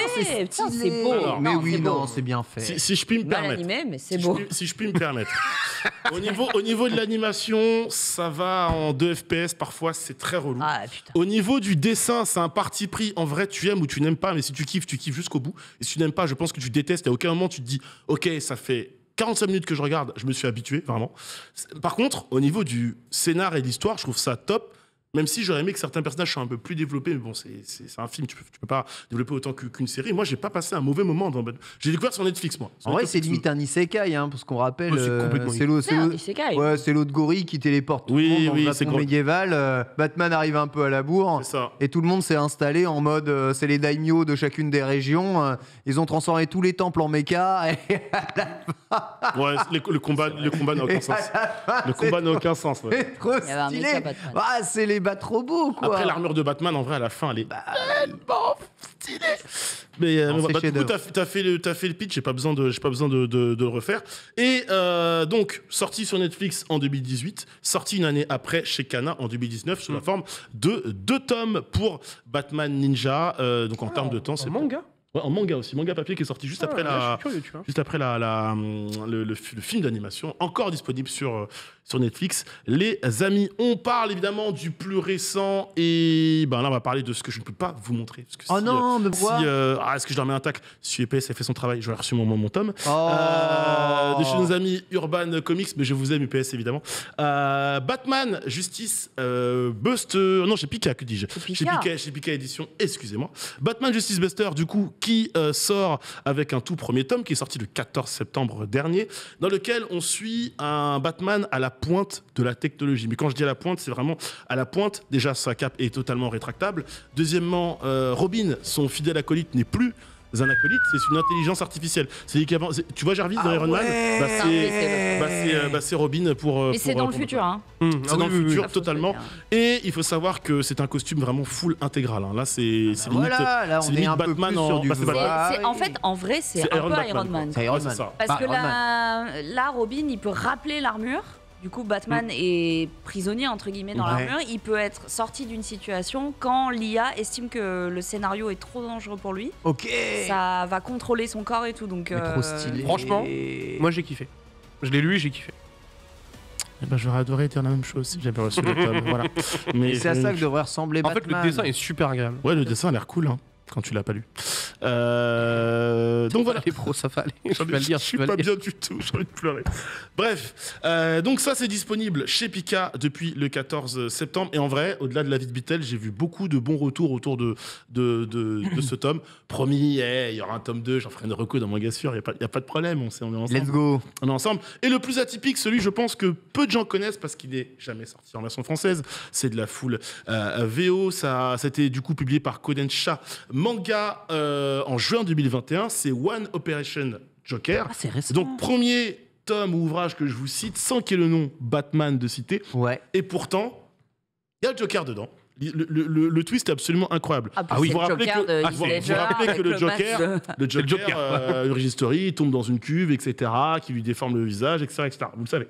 Bah, du coup, dites-vous, imaginez un monde, une temporalité où Batman, enfant, tombe dans cette fameuse cuve, est sauvé par le Joker, et le Joker, du coup, devient ça. Nounou, c'est le plot twist de One Operation Joker qui a l'air absolument pareil. Je suis allé voir un petit peu les retours. Il y a de tout. Des gens qui disent qu'il faut absolument pas lire ça, c'est abominable.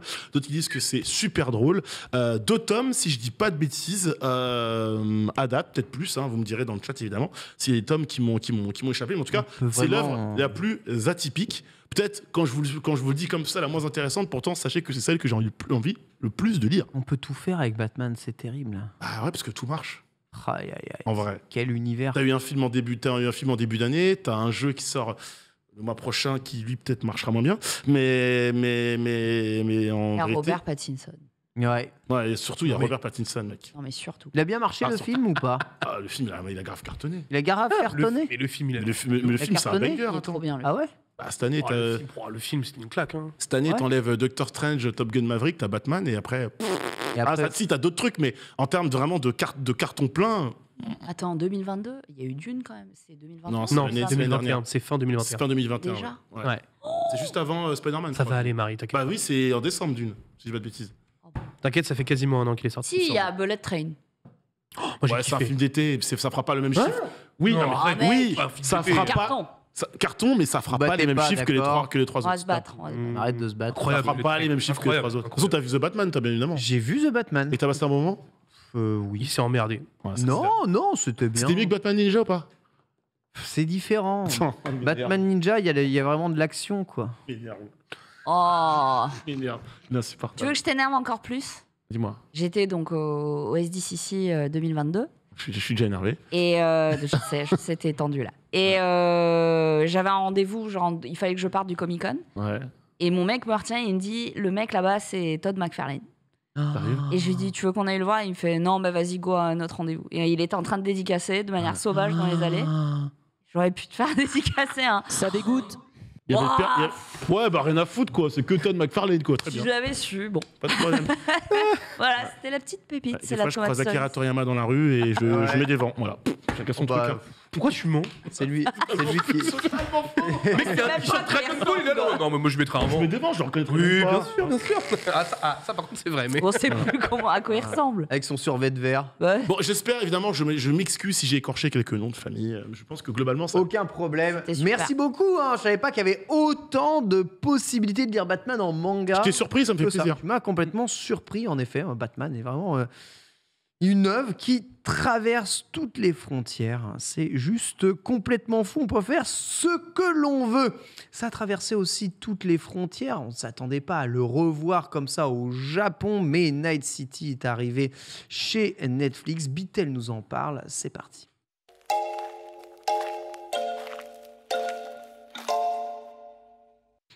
Reprogramme Beatle. Alors que nous cherchons évidemment un chargeur USB-C pour Marie qui va arriver dans peu de temps, bien entendu. C'était bien tenté en plus. C'était bien tenté sur le jingle. Cyberpunk Edge Runner, la nouvelle série Netflix.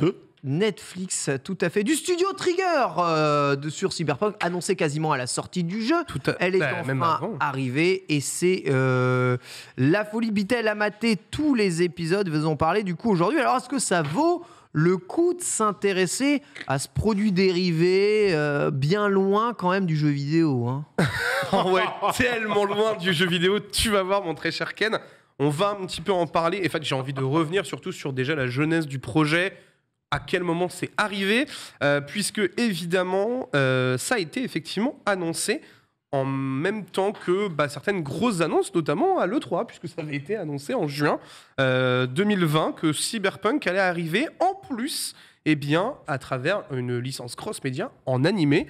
Ils avaient annoncé dans la foulée que ça allait être le studio Trigger qui allait l'annoncer.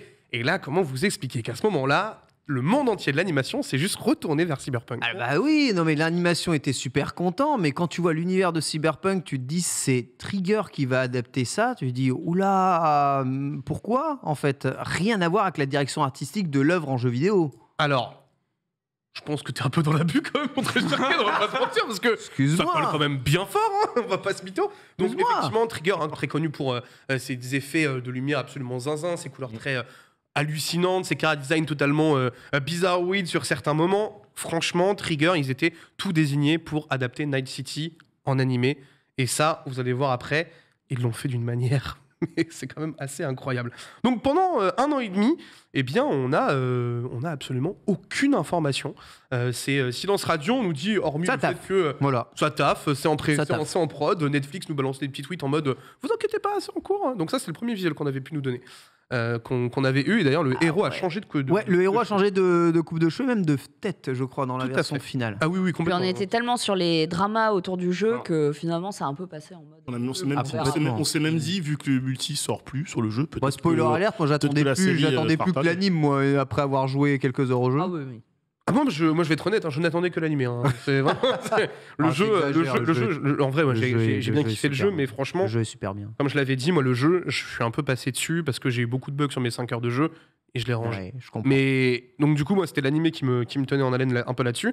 Donc je vous propose quand même un peu plus d'informations là-dessus, puisque 2022, c'est l'année où l'animé revient enfin avec un premier trailer d'appel. Qu'on va pouvoir mettre en fond tranquillement. Et à ce moment-là, on se rend compte que Trigger, pendant 1 an et demi, ils ont bien taffé, mon pote, parce que le trailer, déjà, envoie juste du pâté comme jamais. On découvre donc du coup une aventure complètement déjantée et bourrée de violence, évidemment, comme à la Cyberpunk, hein, vous en doutez bien. Si vous avez vu le jeu, vous savez très bien que c'est quand même bien le postulat de base de Cyberpunk. Donc clairement, on ne pouvait pas faire plus fidèle pour l'ambiance du jeu. Déjà, tu le vois à travers le trailer quand même que la reproduction de Night City est juste pixel perfect. Ouais, c'est juste hallucinant. Ce plan sur la Lune est absolument iconique. Pour ceux qui ont vu l'animé, je pense que vous pouvez déjà pleurer.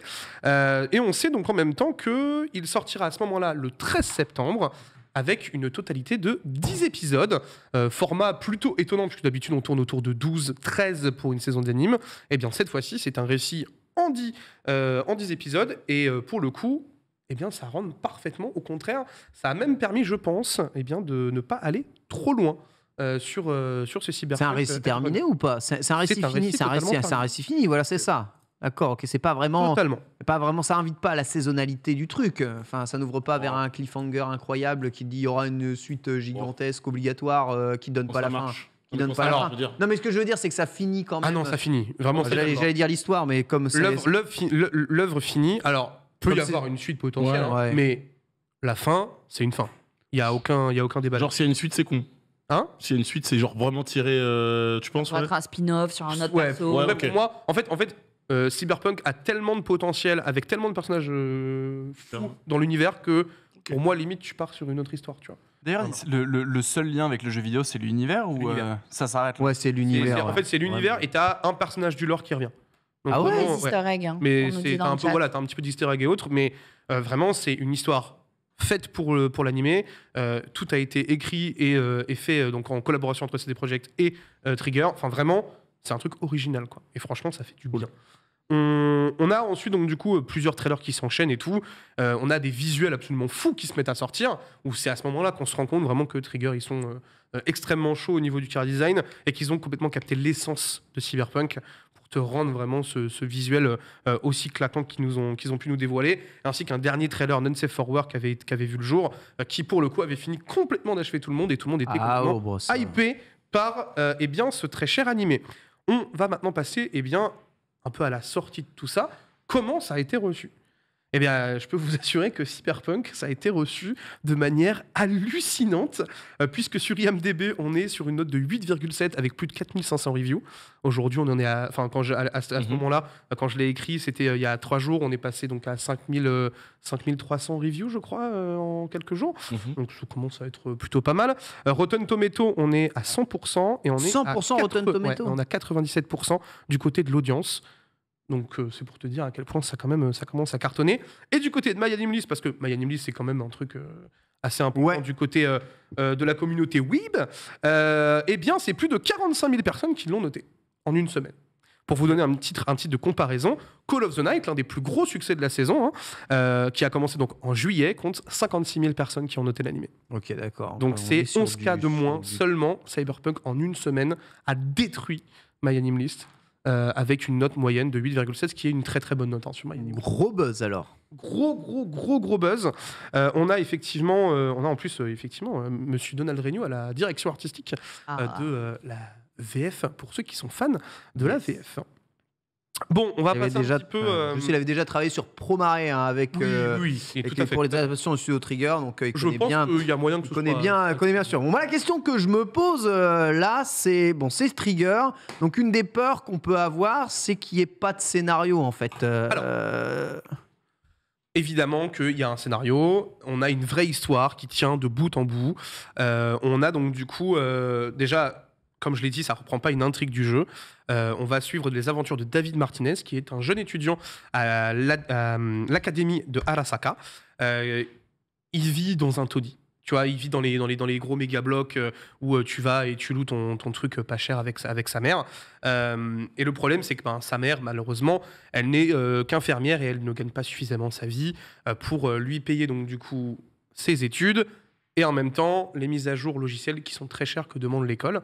Et donc, du coup, à ce moment-là, David décide de prendre en main certaines choses, puisque, comme je l'ai dit, il n'a pas les sous pour une mise à jour logicielle demandée. Et bien, il décide de passer par une version pirate, comme Night City vous le proposez bon nombre de fois dans l'univers de Cyberpunk. Et bien évidemment, à ce moment-là, il va se faire arnaquer, il se fera remarquer comme jamais, puisqu'il va provoquer un énorme bug à l'académie d'Arasaka, ce qui va le foutre dans une sauce monumentale. Sa daronne va évidemment faire pieds et poings liés pour le garder à l'académie. Et bien à ce moment-là, ils sont tous les deux en voiture, et à ce moment-là, la voiture se fait percuter. Un énorme accident. Non, c'est pas très cool cette fois-ci. Mais il y a un énorme accident de voiture et malheureusement, sa maman va décéder devant ses yeux. Il va voir donc la Trauma Team. La Trauma Team, c'est tous ceux qui débarquent à chaque fois qu'il y a un accident pour vous soigner et vous aider. Et bien, la Trauma Team va tout simplement passer devant sa mère. Et c'est les États-Unis d'Amérique. La phrase absolument horrible où il dit ah non, elle est pas assurée. Va voir là-bas, eux ils le sont. On va la laisser. Ce sera la morgue qui va la récupérer. Donc il a vu cette scène-là devant lui et ça va tout simplement changer radicalement sa vie et il va se rendre compte que il est plus du tout dans on va dire dans le cercle vertueux de la vie et que là il va décider tout simplement de prendre sa vie en main et va devenir un cyberpunk. Ouais, c'est le postulat de base. Hein. Malheureusement, cette histoire tragique, c'est les 10 premières minutes du premier épisode. C'est littéralement les 10 premières. Donc, ne vous inquiétez pas, ce n'est pas. C'est vraiment le postulat. C'est un gosse qui perd sa mère et qui veut être dans la plus grande académie de Night City, mais qui a juste pas de thunes, quoi. Et évidemment, c'est de la faute de la société. Et il va en vouloir au système et va se rebeller, tu comprends? C'est dramatique. Il est insupportable. Roue libre total. Non mais en vrai, c'est affreux. C'est affreux. Franchement, tu regardes le premier épisode, t'as envie affreux. de chialer. Mais comment on peut avoir une vie aussi pourrie? C'est horrible. Vraiment horrible. Il arrive que des merdes. Un enchaînement dramatique. Et quand tu penses qu'il est au fond du trou, il s'enfonce encore plus. Il va très très c'est très la loin. descente aux enfers, quoi. Il décide vraiment d'aller très loin dans le cyberpunk. Il veut vraiment dédier sa vie au crime, en fait, tout simplement. Et franchement, l'histoire de David, elle m'a énormément touché. Je me suis régalé, franchement, sur ces 10 épisodes-là. Il y a un épisode en particulier qui est l'épisode 6 qui te met, je pense, une gigantesque torgnole dans la gueule tellement ça te déchire le cœur. Franchement, Trigger, ils ont réussi à créer une série en 10 épisodes qui, je trouve, est juste chef-d'œuvre parce que ils arrivent à vraiment t'accrocher tout de suite. Tu vois. Le premier épisode, comme le dit Ken, t'as envie de chialer, quoi. Tu vois le premier épisode, tu te rends compte que c'est un gamin, il a rien demandé et il va être propulsé dans un monde qui ne devrait pas être le sien. Et il va tout faire pour s'accrocher à ce monde. Et il y a vraiment un côté ultra pathétique, tu vois. Et ça, j'ai trouvé ça exceptionnel. On a vraiment le tout qui est sublimé, tout simplement par une DA exceptionnelle de la part de Trigger, une réalisation qui était monstrueuse, la musique. Ils reprennent les musiques du jeu d'ailleurs. Ils reprennent vraiment quasiment tous les thèmes du jeu pour les plus gros moments, on va dire.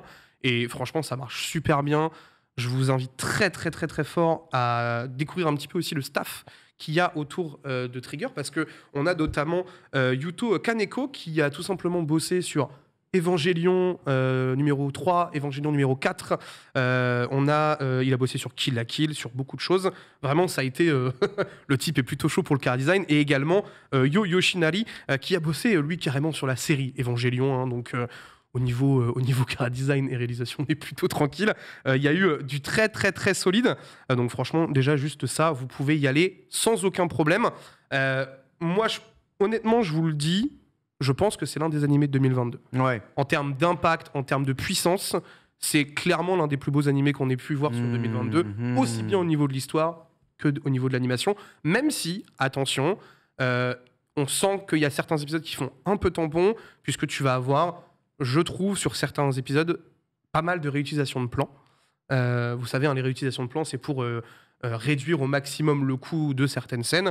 Et ça, pour le coup, il y a un épisode où tu le vois vraiment, qui est un peu en dessous. Donc, il y a eu quand même des petits trucs un petit peu compliqués sur cet axe-là, mais rien de très dérangeant. En fait, je le vois parce qu'on a l'habitude de ce genre de choses-là. Mais quelqu'un qui découvre, on va dire, les animés avec Cyberpunk Edge Runner ne le verra pas, par exemple. C'est pas quelque chose qui va te déranger dans ton visionnage.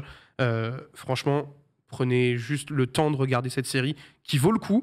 Attention, parce qu'à partir du 7e épisode, ça change un petit peu d'ambiance. Et je pense que le final est peut-être un peu raté.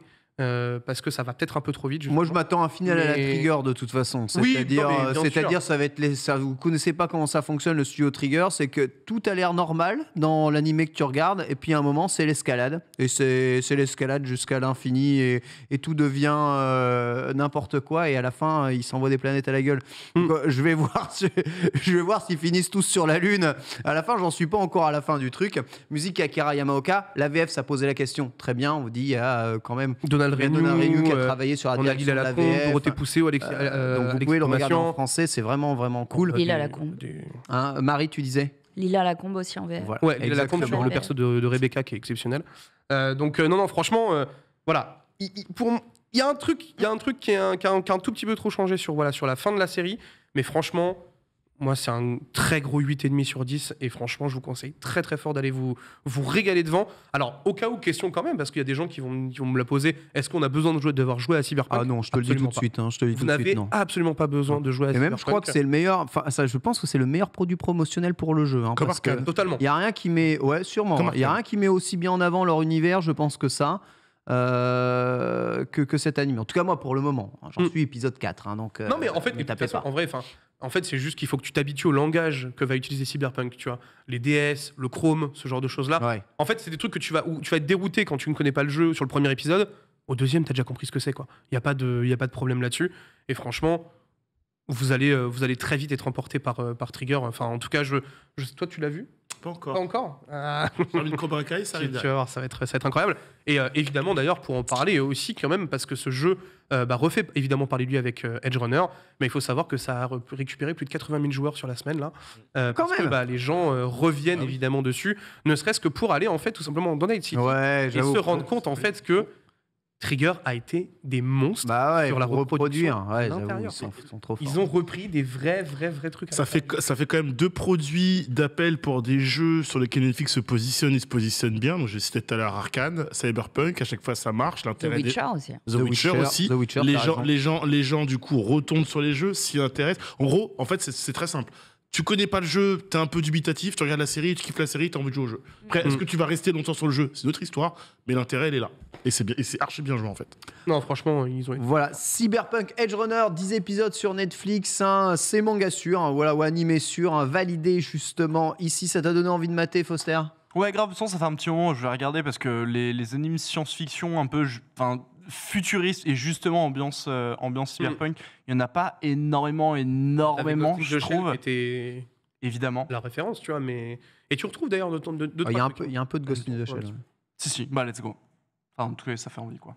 Franchement, go, allez-y. Garanti, merci beaucoup, Bitel, voilà pour cette chronique sur Cyberpunk. Évidemment, foncez sur Netflix, si vous avez Netflix, évidemment. Si vous n'avez pas Netflix, eh bien, piquez les codes canal de vos amis, bien entendu. On va passer à la prochaine chronique et c'est Marie qui va revenir, évidemment, sur le phénomène solo leveling et sur les conditions de travail déplorables de toutes ces animatrices qui n'ont pas de chargeur pour leurs iPads. C'est parti. Yes.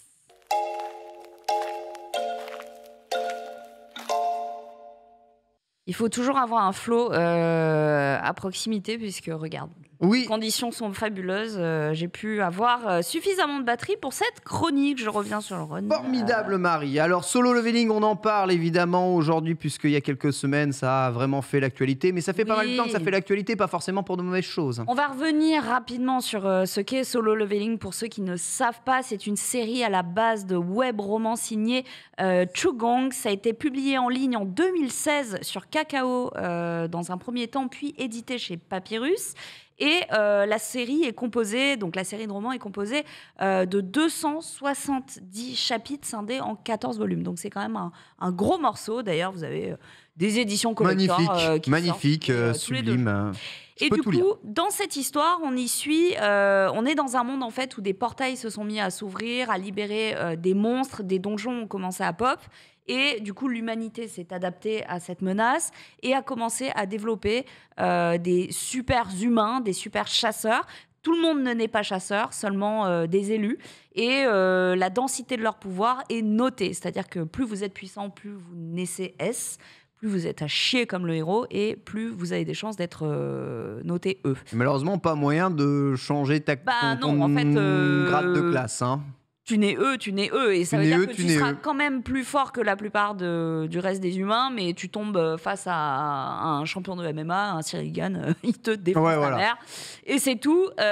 Donc, du coup, on suit Jinwoo qui est rang E et qui est considéré vraiment, son pseudo, c'est le chasseur le plus nul que l'histoire ait porté, donc super, le mec a un dégât réputationnel de base et c'est vraiment le boulard qu'on traîne en donjon. Le mec en fait ne peut faire que des donjons de faible niveau dans lequel il va pouvoir loot que de faibles récompenses qui vont lui permettre de pouvoir à peu près nourrir sa sœur et payer les frais médicaux de sa mère qui est plongée dans un sommeil très particulier lié à l'histoire de finalement cette humanité touchée par ces ouvertures de portail.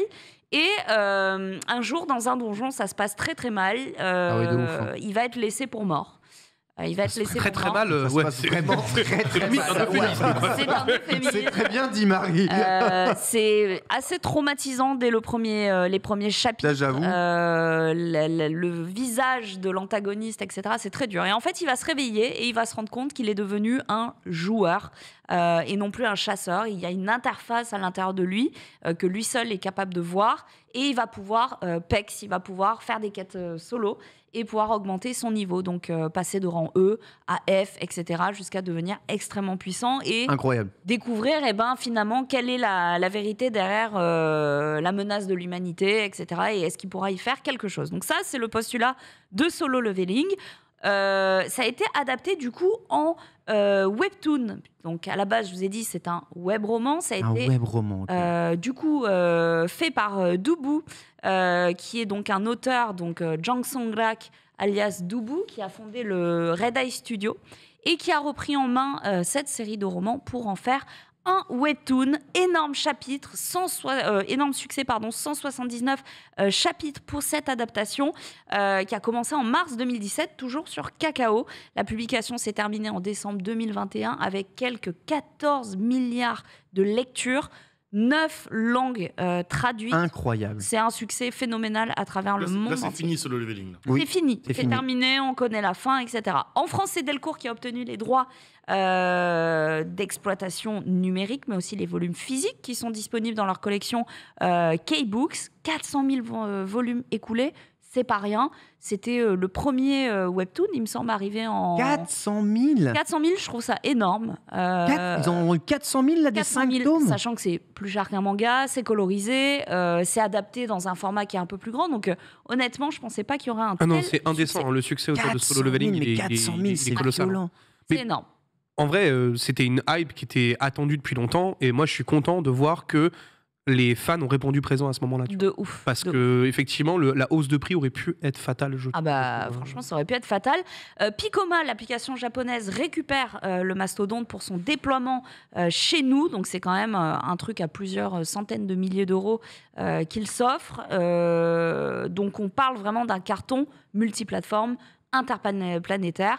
Et malheureusement, l'auteur du webtoon, donc Dubu, est décédé le 23 juillet. Ça a été Yes. annoncé.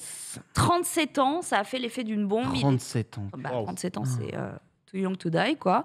Donc, une maladie chronique, une hémorragie cérébrale, bref, des termes qui laissent penser à une condition très difficile étalée dans le temps.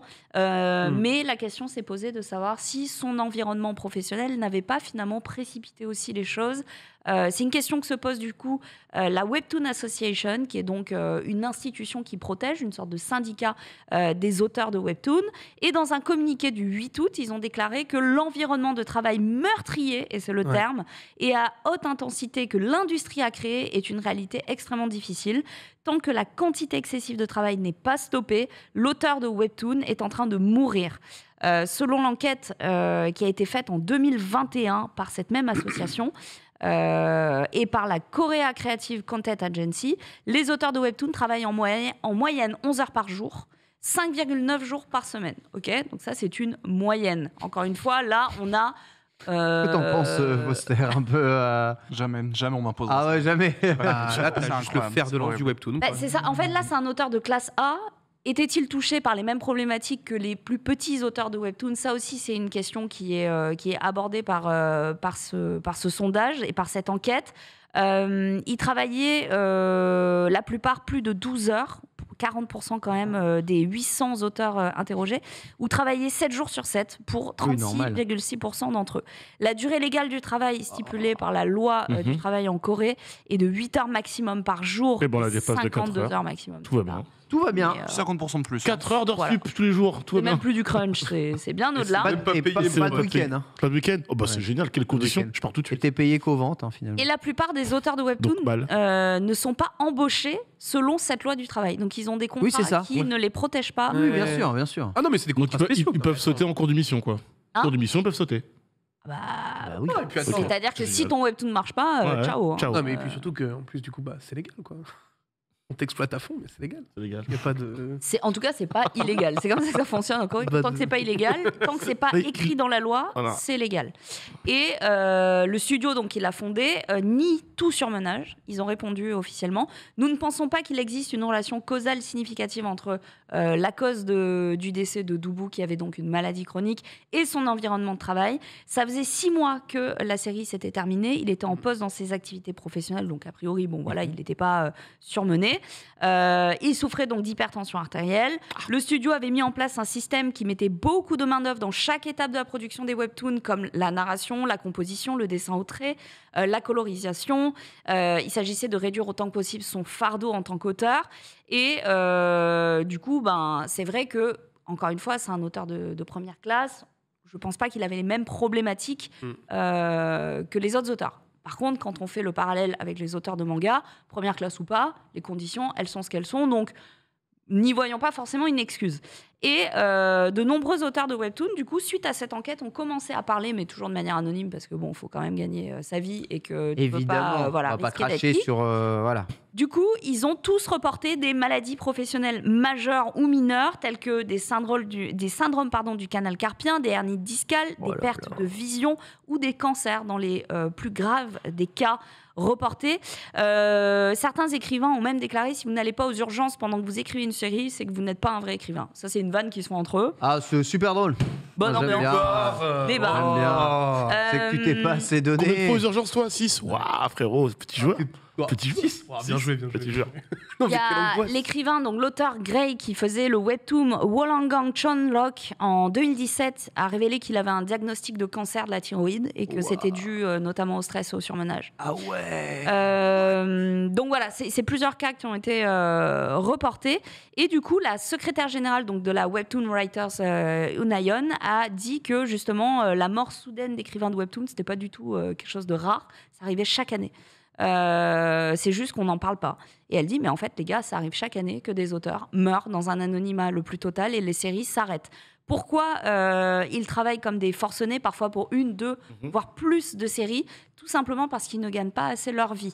Si vous ne faites pas assez de vues, votre série, elle meurt. Si elle meurt, vous n'avez pas de revenus.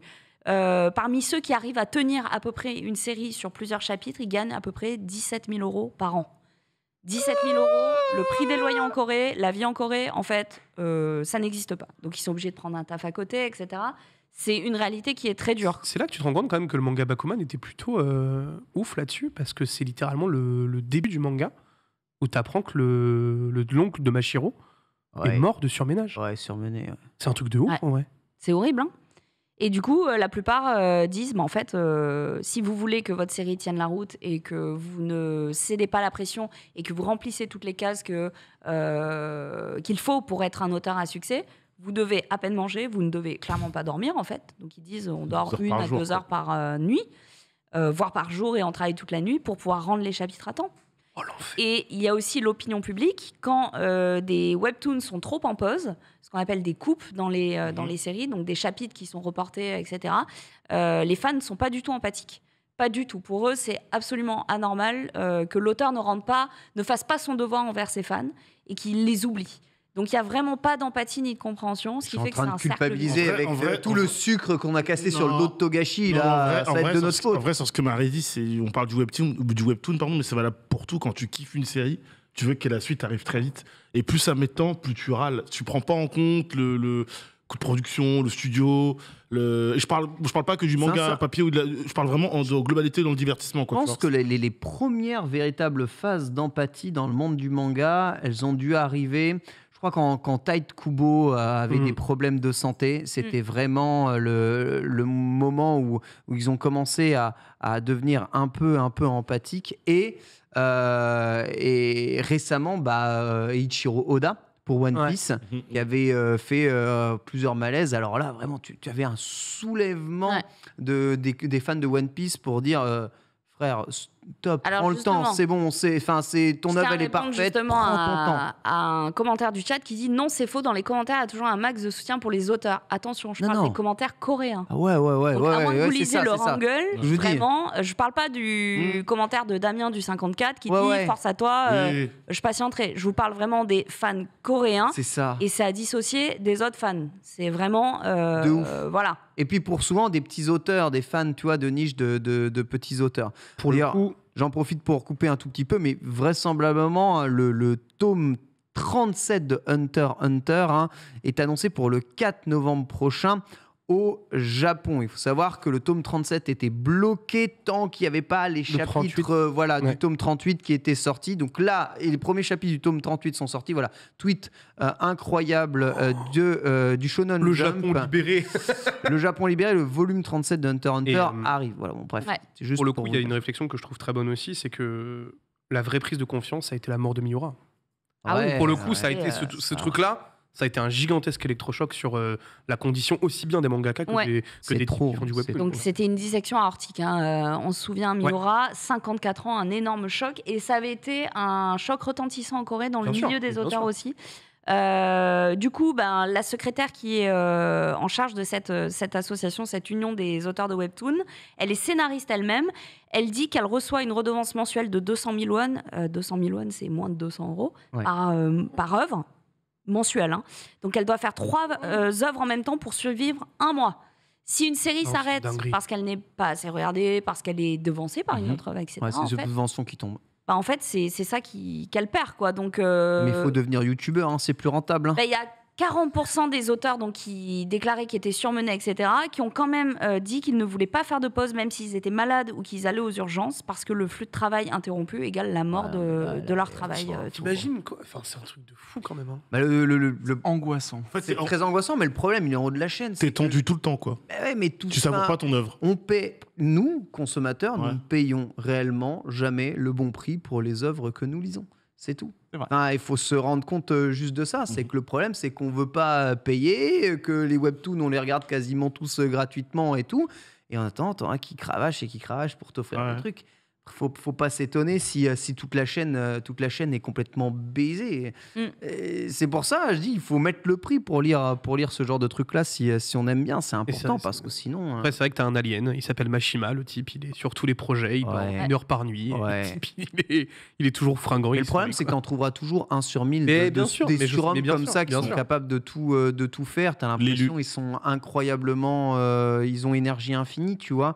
Mais c'est pas les humains normaux.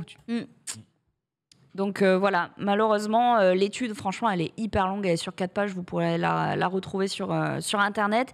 Ils estiment quand même que c'est des auteurs qui sont âgés entre 15 et 39 ans, donc c'est quand même un métier qui est jeune et qui est incarné aussi par des personnes jeunes. On rappelle que Doubou est mort à l'âge de 37 ans et que très peu, finalement, connaissent le succès qu'il a connu. Ils ont aussi call-out des plateformes comme Webtoon parce qu'elles délivraient des sous-contrats d'assistants ou même des sous-contrats aux studios, agences et auteurs qui, du coup, ne les protégeaient pas. Ils ne tombaient pas sous le coup de la loi. Ils ne touchaient pas de l'allocation. Ouais. Donc voilà. C'est triste. Eh bien, merci Marie de nous parler de tout ça. De rien. Par contre, les bonnes nouvelles, c'est qu'il y aura quand même une adaptation animée. Donc, tout ça n'a pas été fait en vain. Chugong s'est exprimé en plus quelques jours après la mort de Doubou en disant qu'il était extrêmement touché par ce qui se passait et que savoir que ces personnages allaient prendre vie de façon animée, c'était un aboutissement. Donc il y a aussi un jeu vidéo, ça on n'a pas trop d'infos, on sait pas ce que ce sera. C'est toujours pas si c'est un jeu mobile, si c'est un jeu console. C'est Netmarble, donc on peut regarder un peu ce qui a été fait avant, mais... C'est un jeu mobile, Netmarble. Hein. C'est ça. À mon avis, ce sera un jeu mobile. C'est Seven Deadly Sins Grand Cross, ce genre de truc-là. Donc, voilà. Mais sinon, côté animé, ce sera sur Crunchyroll en 2023, et j'ai plutôt hâte. Voilà. Merci beaucoup en tout cas de nous parler de tout ça. Sachez que, bon là, c'est vrai que le webtoon, c'est vraiment tout ce qui est exacerbé à son maximum. Vraiment, on pousse vraiment tous les potards vers le haut. On nous a beaucoup parlé de la société coréenne, ils sont beaucoup comme ça aussi dans la culture de l'excellence.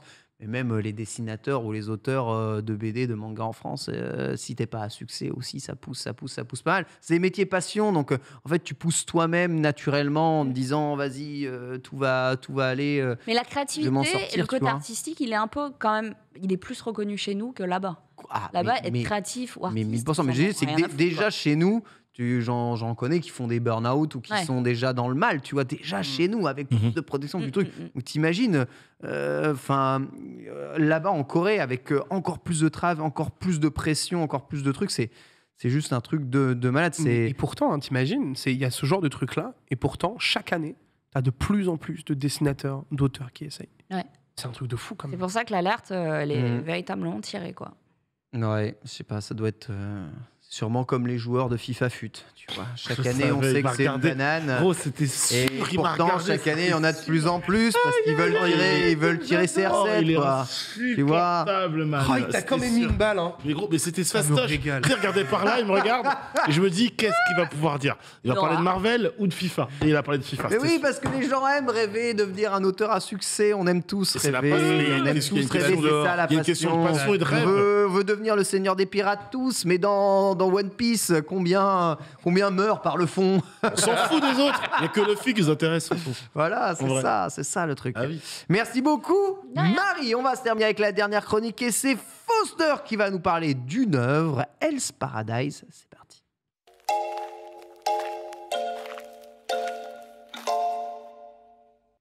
Et oui, le paradis de l'enfer ou l'enfer du paradis, dans quel sens ça se lit en anglais, Hell's Paradise? C'est plutôt l'enfer du paradis, si je ne m'abuse. En tous les cas, du coup, ouais, série qui a été complète. Alors, la raison pour laquelle je vous en parle, c'est que donc, tu l'as très bien présenté en début d'émission. Moi, je vais venir à peu près, je pense, une fois par mois pour vous parler du coup d'une œuvre plutôt complète. Comme ça, au moins, si jamais ça vous tente, vous savez que vous n'allez pas devoir attendre pour la sortie des différents tomes. Et du coup, la raison pour laquelle je vous parle de ce manga, c'est tout d'abord par cette vidéo, par un jeu qui a été teasé, alors je crois que c'est lors de l'E3 si je dis pas de conneries, qui était Captain Velvet Meteor ou un truc dans le genre. J'ai oublié mes notes et je suis très nul pour retenir les noms. Vous m'envoyez. Ah oui, c'est les trucs avec les jump des enfers. C'est ça. Où c'est un gamin en fait qui se retrouve à être propulsé un peu dans le monde avec ses héros favoris, ces héros qui sortent du Shonen Jump Plus. Mais oui, Et je me souviens de ce jeu. Il y avait une tétrachie de persos, Bah ouais, justement, et on retrouve le personnage principal de Hell's Paradise dedans. Alors dans la Captain Velvet Meteor, c'est bien ça. Bien joué. Dans les persos principaux qu'on va retrouver, on va retrouver notamment Kaiju Number 8, Oui, bien Kafka, sûr. si je dis pas de bêtises, qu'on retrouve du coup dedans, qui, je pense, ça parlait à tout le monde ici, en tout cas en France, vu que c'est un personnage qui est relativement populaire, on le voit là-dessus. Mais du coup, ce personnage est peut-être un peu moins connu. Est-ce que tu peux directement nous mettre à la 1 minute 8, je crois, c'était au niveau de la régie, s'il te plaît. 1-0, tout à fait. On a justement l'image avec les tous les persos. 8 persos. Ils sont là et on va parler du coup de celui qui est à droite. Est-ce qu'il vous dit quelque chose ou pas du tout? En haut à droite. Waouh, celui sous Kaiju Ichigo, quoi. Toi, t'as lu, toi? Je suis ultra fan de Hell's Mais moi, j'ai jamais lu. Non. Je dois dire que ce perso, je les connais pas. Et d'ailleurs, si je dois retrouver qui, il y a le mec Bah, de attends, Spy il y a Family. le gars de Spy Family en à gauche. Ouais, il y a Saber, il y a Twilight, il y a C'est Kajuachi. Earth Gear en bas, là. En bas à gauche, je crois, Ouais. c'est le héros de Earth Gear. Il y a Carapuce, quoi. Carapuce. C'est exact, j'osais Et pas tu le dire, as, mais merci Marie. Ah, mais qu'est-ce que Tu fout as Carapuce là-dedans, quoi, vraiment. Tu as comment ça s'appelle Summertime Rendering. Oui, Oui. Non, en maillot de bain. tout à fait. Mais ouais, j'avoue, Carapuce, incroyable, quoi. Et nous avons donc également Gabimaru du vide, enfin le vide appelé dans la série donc de Hell's Paradise. Donc Hell's Paradise, ça a été sorti en janvier 2018, ça a été fini en janvier 2021, donc ça a duré 3 ans dans le Shonen Jump Plus. Si on le retrouve ici dans le jeu vidéo, c'est pas pour rien. Ça a fait énormément de bruit, notamment à sa sortie. Il a reçu, alors je crois que c'était un titre en août 2018 comme étant une des séries les plus attendues du Shonen Jump Plus. C'était en avril 2021, il y avait 3 500 000, si je dis pas de bêtises, d'exemplaires qui étaient en circulation au niveau de la série. C'est en 13 tomes, donc là j'ai le dernier tome avec moi. 13 tomes tout simplement. Le style est craqué. Hein. Le style est entièrement craqué. On le voit ici. Donc rapidement, l'histoire, qu'est-ce que c'est? Donc on suit l'histoire de Gabimaru, certes, mais pas que, puisque du coup ce gars-là, donc, c'est le ninja. C'est genre un ninja, mais c'est pas n'importe lequel, puisque c'est Gabimaru le vide. C'est le ninja le plus fort que t'aies rencontré. Le mec, c'est un taré. Quoi qu'il en soit, il s'est fait coffrer actuellement trahison de la part de son clan des ninjas. C'est un peu la merde. Aïe, aïe, aïe. Et du coup, on essaye de l'exécuter. Ça marche pas vraiment. On essaie de le décapiter, ça fonctionne pas. De le brûler, ça fonctionne pas. De le Sérieux foutre dans Il l'huile, est ça trop fonctionne fort. pas. Non, mais Le mec, il est cheaté. Il y a des raisons, mais il est cheaté. ça ne fonctionne pas. C'est vraiment la merde. Et du coup, ils font appel à la famille des Yamada Asaemon. Si jamais je prononce mal les noms, je Super me bien tourne vers toi, prononcé, hein, d'ailleurs. Très bien de jurisprudence retourner d'Anix. sur Nanix pour la prononciation, d'ailleurs. au cas où. Merci. Je suis touché. Attends, Continuons. mais c'est l'histoire de Twilight, quoi. C'est Edward Cullen qui va peu. voir les Volturi. Ah ouais. Qui n'arrive pas à mourir. Ah oui, c'est vrai. Désolé pour le parallèle. Y a pas de problème. Putain, chacun ses rêves. Je vais pas te mentir que là, Robert c'est Pattinson. vraiment le pire parallèle que j'ai pu entendre sur la série, Le Marie. super prédateur qui peut pas être tué. Robert Pattinson dans le texte. C'est l'amour qui le sauve. Voilà, tu vois. Putain, c'est beau. C'est magnifique. Robert, je t'aime. En tout cas, on fait appel du coup à des exécuteurs donc de la famille des Yamada Asaemon. Les Volturi, donc les exécuteurs, qui sont les mecs qui parviennent à tuer absolument tout le monde. C'est les mecs qui ont vraiment le respect de l'exécution, le travail du sabre, bref, etc. Ils font ça de pas de père en fils, c'est même une Pas en famille film, même. gigantesque, quoi. C'est ça. Et du coup, il y a une exécutrice qui arrive et qui se pose et qui fait très bien. Du coup, toi, tu veux mourir parce qu'en plus, il veut mourir. Je vais te tuer et puis on va voir ce que ça donne. Au final, on se rend compte que le mec est un peu plus attaché à la vie que ça. Bizarrement. Parce que, bizarrement, en fait, il a une femme qui l'attend quelque bien part. dessiné de ouf. C'est super beau. Tu connais pas Alice Paradise? Franchement, j'ai jamais lu. Je vous jure, j'ai jamais lu, jamais c'est lourd. ouvert à un volume. Puis surtout, quand personne pouvait te buter, tu pouvais te la jouer en mode allez, venez me tuer, machin. Ouais. Et le jour où tu tombes sur quelqu'un qui est vraiment capable de te découper Ouais. la tête parce Là, tu qu'elle, te c'est rends vraiment compte sa que, spé, peut-être tu te raccroches à la vie, quoi. Un petit peu. c'est monstrueux. hein. Et du coup, s'en vient un contrat un peu particulier, c'est que, ok, finalement, t'as pas vraiment envie de mourir, ça tombe bien parce que on a une mission pour toi. Il y a le shogun qui recherche l'élixir de la vie et il semblerait que ce soit sur une île un peu perdue. À un moment, on a envoyé des mecs partir sur l'île, chercher un peu. Ah, ils Et- sont revenus, hein. Ce qui est revenu, voilà, c'était... Mais ils étaient plusieurs. Bah, Alors, en ils fait, sont revenus, mais disons que c'était un cadavre fleuri, quoi. dans un état un peu bizarre. ouais. Ah ouais. Genre, Les voilà. jambes sur les bras sur la tête. Au moins, ce qui est beau, c'est que il y a un pactage retour quand il va. Tu vois, Oui, c'est ça. revient. Ah, le mec part solo, il revient à 10. C'est vraiment Sympathique, tu vois. c'est très bien. Donc petite barque de fleurs, on se dit bon il y a un truc là-bas parce que c'est quand même un peu chelou donc on veut être immortel, il y a un élixir de vie, on aimerait bien que tu y ailles. Et du coup le but c'est que tu vas venir avec nous, tu vas y aller et si jamais tu réussis à accomplir ta mission, ramener l'élixir de vie, vas-y t'es libre, y a pas de problème. Ok. Trop cool. Sauf qu'évidemment il y a une douille dans le tas, hein, c'est pas voilà. C'est que on va envoyer plusieurs malfrats criminels grosso modo. Ah, il y va en brigade. Ils y vont en brigade et tous accompagnés d'un de leurs exécuteurs. Mais c'est justement. C'est Hunger Games. c'est la Suicide Squad. C'est Hunger Games un peu. Le côté, Alors, Bah, En vrai, non. c'est les pires rêves qu'on a. Mais Mais... parce que le truc, c'est- ils sont pas ensemble, quoi. Bah, la Suicide Squad non plus.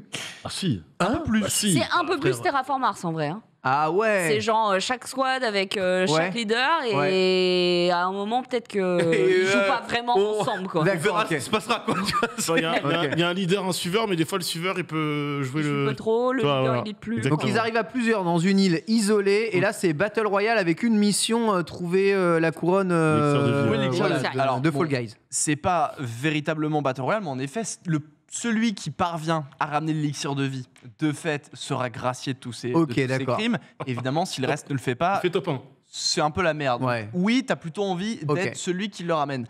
Mais on rappelle qu'on a renvoyé des cadavres pleins de fleurs. Il y a forcément des trucs chelous. Et en fait, l'île est complètement chelou. Et on a vu la beauté du dessin. Et c'est un des trucs que j'adore moi, dans la créativité japonaise. C'est les monstres à la japonaise. La Ouais. monstruosité Ils ont à la pas de limite, japonaise. ouais, j'avoue. Qui est fantastiquement bien représenté là-dessus, puisque tu te retrouves du coup dans cette île enfermée tout avec ces espèces de monstres gigantesques, ces dangers de faune, de flore absolument dramatiques, donc à la japonaise, dans lesquels ils sont dedans, ils sont en mode en fait c'est la merde, donc on va peut-être plutôt marcher main dans la main pour essayer ne serait-ce que de survivre déjà, ça serait pas trop mal en vérité.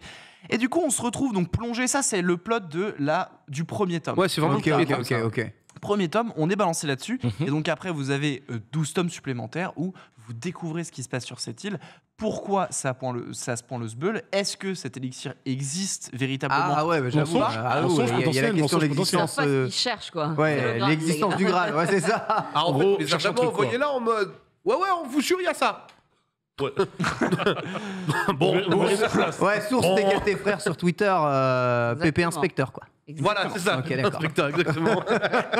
T'es à la mode, t'es à la page, c'est bien ça.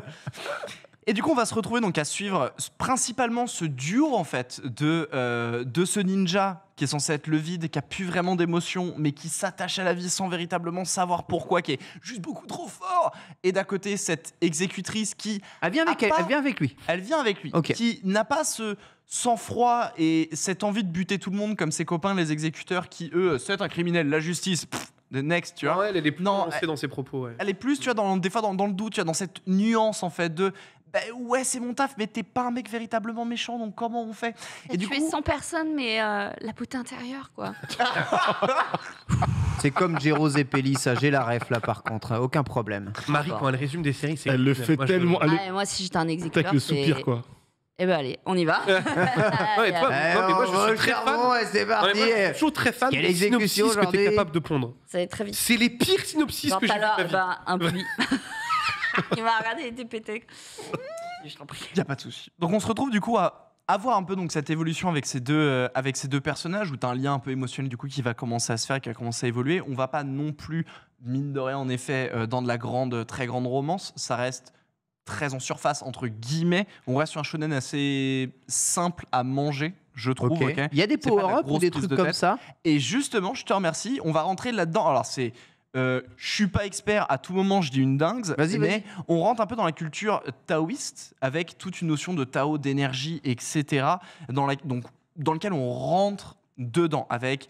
Je vais pas aller plus loin dans le détail parce que sinon je risquerais de vous spoiler par mégarde, mais on rentre un peu dans cette culture où en effet il y a un moment une sorte de power-up léger parce que 13 tomes, on n'a pas 20 milliards de transformations ni rien, ça se finit quand même Ouais. relativement tant mieux. vite.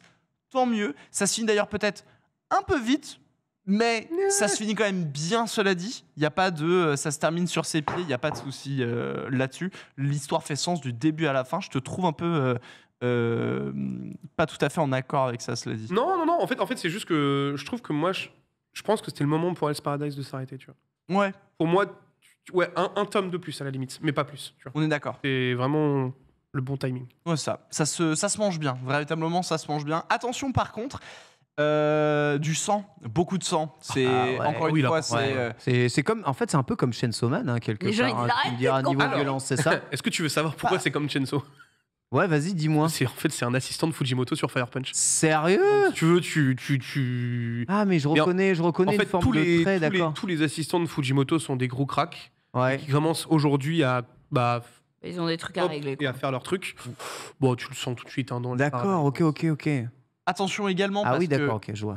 nudité. Net. Si Nudité. jamais il y a nudité. Nudité, ok. Donc ça c'est normal, c'est un shonen pour l'enfant de 8 ans au Japon, pas de problème. Alors, Tout à fait. ouais, alors, ouais, c'est Shonen Up en plus dans la collection Kazé, donc c'est quand même un Ah, truc t'adores ça toi en plus, Marie? un peu Ça plus, laisse passer la un peu lumière. plus adulte. Oh, bah. Moi, pour moi, tu vois, c'est vraiment à la frontière du seinen, tu vois. Ouais, je suis On est, d'accord. on est vraiment là-dessus. J'aime bien les trous dans les personnages. tu vois. Je comprends. Un peu d'aération. Et où j'allais partir. Oui, François. Donc 13 tomes, attention unité, attention sang un peu partout. Ça se lit bien, ça se finit bien, ça sort du coup, c'est sorti, pardon, publié chez Kazé. Et en effet, donc tu as parlé de l'OTAN, donc je savais pas du tout ce qui avait été fait à côté de sa part. Par contre, Yuji Kuka, de son nom, si j'ai pas. Attends, non, Kaku, Yuji Kaku, qui a fait beaucoup de one-shot, mais qui a bossé aussi, qui a eu 2 autres œuvres à son nom, Fantasma, qui est sorti avant, et Ayashimon, si je dis pas de conneries, qui est en train ou qui est terminé, qui est Qui sorti s'est après, malheureusement arrêté. qui s'est arrêté. Parce que c'était vraiment pas beau. Qui Ça, était- pour le coup, c'était vraiment pas ouf, malheureusement. Mais en La vrai, le bonne concept- nouvelle le concept aussi. était bon là. Franchement, il y avait vraiment moyen de faire quelque chose avec son concept là, Hell's Paradise. J'aime bien l'idée. Ouais, mais ça marche bien. Véritablement, ça marche bien. Tu trouves en plus t'as des personnages évidemment un peu clichés sur certains égards, avec encore une fois beaucoup de sang. Et Tu montres quoi, ma notamment- petite Marie? Ah bah, on dirait le personnage de De Chainsaw Man. Ouais, de Chainsaw Man, ouais, bien sûr. Là, Ouais. j'avoue que je vois pas parce que. Ouais, c'est vrai. En vrai, il y a une petite patte Fujimoto. On retrouve quand Ah, on même. le retrouve C'est bien. très léger, mais il y a une petite patte Fujimoto, c'est vrai là-dessus. Mais c'est très les nouveaux shonen. Hein. Et l'excellente nouvelle dans tout ça, Vas-y. c'est qu'un animé a été annoncé par Mappa. Me- On n'a pas C'est de vrai, date. On a oui, bah juste, encore, hein. juste le trailer. Par contre, tous les qu'on mecs. peut vous montrer. Bah, on sait que c'est 2023. Hein. On- Enfin, c'est même quasiment sûr. et certain. Ah, peut le supposer. champ de fleurs. Oui, voilà. Et on est Tu vois tout de suite que c'est Florizard. Avec Ah oui, d'accord. Cette Oui. barque, fleurie. Oh, il sourit, regardez. Il est Ouais, trop ouais. heureux, t'as vu? Ouais, Et regarde, des fleurs qui poussent. il est à nouveau en paix. Il riait. Il y a le One Piece sur cette île, c'est sûr. Ah bah, clairement. Et du coup, on voit justement un peu, dans ce trailer, je pense, cette monstruosité et un peu l'ambiance de l'île, de ce qu'on peut en trouver. Et si jamais, du coup, ça a attiré votre curiosité, vous dites « Eh pétard, peut-être que je vais m'y mettre, je sais pas trop », le premier chapitre, donc les 70 premières pages du tome 1, sont disponibles gratuitement, directement, sur Manga le Plus. site de Kazé. Sur le site de Kazé, Ouais, ouais, d'accord. ça Sur le te site met- de ça te Kazé, met- d'accord. Honnêtement, ça te met dans l'ambiance, hein, les 70 Ouais. premières pages. Je suis d'accord. Et je suis sûr tu qu'on rentres peut, vraiment si bien, c'est hein. dans Shonen Plus, je suis sûr qu'on peut lire dans Manga Plus Ah, l'œuvre, c'est non? peut-être. Alors oui. Tu mais sais, en anglais. mode, Ouais, mais en anglais. Hein? Ça va être en anglais, par Ouais, contre. d'accord, mais Mais quand tu même. l'auras. Ouais, je dois En mode dans l'offre. Dans l'offre, une fois ouais, par ouais. ouais, c'est ça, une fois par mois, t'as le droit de lire un manga. T'as le droit de lire un manga chaque complet. chapitre une fois en complet. À la base, Trop cool. c'était automne 2022. Hein. L'animé. Ouais. Ouais.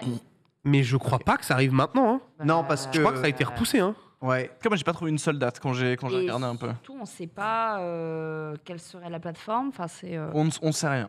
Littéralement, en fait, on a le trailer Mappa, qui est quoi. sorti. On sait que c'est Mappa. Point barre. Ouais, c'est au après- Jump Festa qu'ils l'ont annoncé, donc il n'y a pas si longtemps que ça. Ouais, d'accord. Ouais, mais c'est comment ils ont beaucoup à faire en vérité. Mappa. Oui, de toute façon, Mappa, On il va en coule. parler justement dans quelques instants. On rappelle le Attendez, manga, tu peux nous le montrer, ça Donc- s'appelle Hell's Paradise. Donc les 13 volumes sont chez Kazé. Voilà. Tout à fait. Tu veux le montrer en zoom peut-être? Formidable, oh, ça ira là, tu l'as eu devant, impeccable. Donc, voilà. Ça c'est le volume 13, c'est pour ça que je ne l'ai pas pris pour montrer Ouais. trop, Eh oui, trop de pages. j'aurais Parce voulu qu'en fait avoir c'était spoiler. Je suis navré de lando, pas avoir été amené avec que je le voudrais pas, premier, je voudrais pas risquer de spoiler la fin des gens. C'est pour ça que je ne l'ai pas pris. Tu fais Mais bien. si beaucoup en tout cas connaissaient pas, voilà, j'ai pas, C'est le temps, vraiment cool. j'ai pas le temps de tout lire et je suis très intéressé par en effet cette œuvre. Magnifique. Foster. On a encore 10 minutes, c'est merveilleux. On va se terminer avec news. des news. Ouais, C'est parti. Waouh.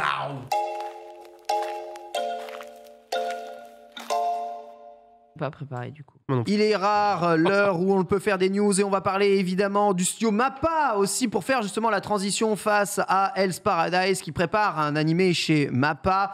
Mappa va sortir Chainsaw Man en octobre, hein, il me semble, et on a un nouveau trailer de Chainsaw Man Octobre, de c'est chargé, diffusé. hein. Je sais pas s'il est diffusable en vérité, mais il vient de sortir là, il vient de sortir à quelques heures de là. En plus de ce nouveau trailer qui annonce qu'ils ont mis vraiment la max dessus, Ouais. on reconnaît énormément, on va dire, les délires d'animation artistique qu'ils ont fait sur Jujutsu Kaisen. Hein. Complètement. Là, si t'as bien mangé à Jujutsu Kaisen, je pense que tu as bien mangé à Chainsaw Man aussi. Mais tu sais, mais parce qu'en fait, c'est vraiment, comme tu l'as dit, la nouvelle vague de shonen. Tu vois. Ouais. Ça fonctionne à 100% pareil, en fait. Et donc, du coup, tu retrouves vraiment cette vibe, bah, entre guillemets, de bizarrerie, si on peut dire ça comme ça, tu vois. Un peu. Qui impacte vraiment le shonen en ce moment. Et le trailer, il est... Tu l'as vu ou pas, le trailer en Ah oui, je l'ai vu. Sublime. Là, on a arrêté de le diffuser parce qu'à un moment, t'as Power qui se balade cul Oui, nu dans la rue. effectivement. Donc voilà, Enfin, c'est il est et toujours comme ça. exceptionnel, le trailer. Ça saoule, mais Il est incroyable. voilà, le trailer est vraiment très très bien. Autre chose d'assez exceptionnel, du jamais vu, non pas un, mais 12 endings différents sont prévus à l'animé. Chaque fin d'épisode, c'est un ending différent avec une composition différente, un groupe différent. Voilà. Ambitieux. Vous avez l'ensemble des groupes qui vont travailler sur les endings de Chainsaw Man. En même Voilà. temps, En vrai, ça cartonne tellement dans les charts. c'est trop cool de Japonais, propulser ending. chaque artiste sur Voilà. chaque épisode. C'est Voilà. trop bien de faire ça. C'est garanti. Attends, t'as aimé, t'as Eve, t'as Vondi. Mec, je te jure. Ouais, ils ont ça, pas ça- trop besoin d'être propulsés, eux. Hein. Mais c'est cool, ils ont répondu tous présents. Et Tu m'étonnes. Ok, aussi. pour te dire. T'appelles, on dit tu veux faire un épisode? Ouais. Ah, oui, petite série, ouais. Petite série sympa. Petite achievement, voilà. Non, Vous mais êtes tu contents vois, dans le enfin, chat, on a je sais que vous She-Hulk êtes avec contents. une scène post-générique à chaque épisode. Là, on a un ending à chaque fois, tu vois. Toi, tu vas mieux parler de She-Hulk, hein, d'accord hein. C'est ma série du Tu moment. kiffes? Ah, je kiffe. Allez, Très bien, si on pouvait. Autre news. Autre news. Autre news. ça arrive là, Autre le mois news. prochain. Autre news, bien entendu, Netflix a sorti, voilà, incroyable, les 26 épisodes du meilleur animé Saint Seiya de l'histoire. Saint Seiya Lost Canvas, qui est aussi le meilleur manga Saint Seiya, hein, d'ailleurs, au demeurant. Meilleur animé de l'histoire. C'était parti pour être un des meilleurs animés.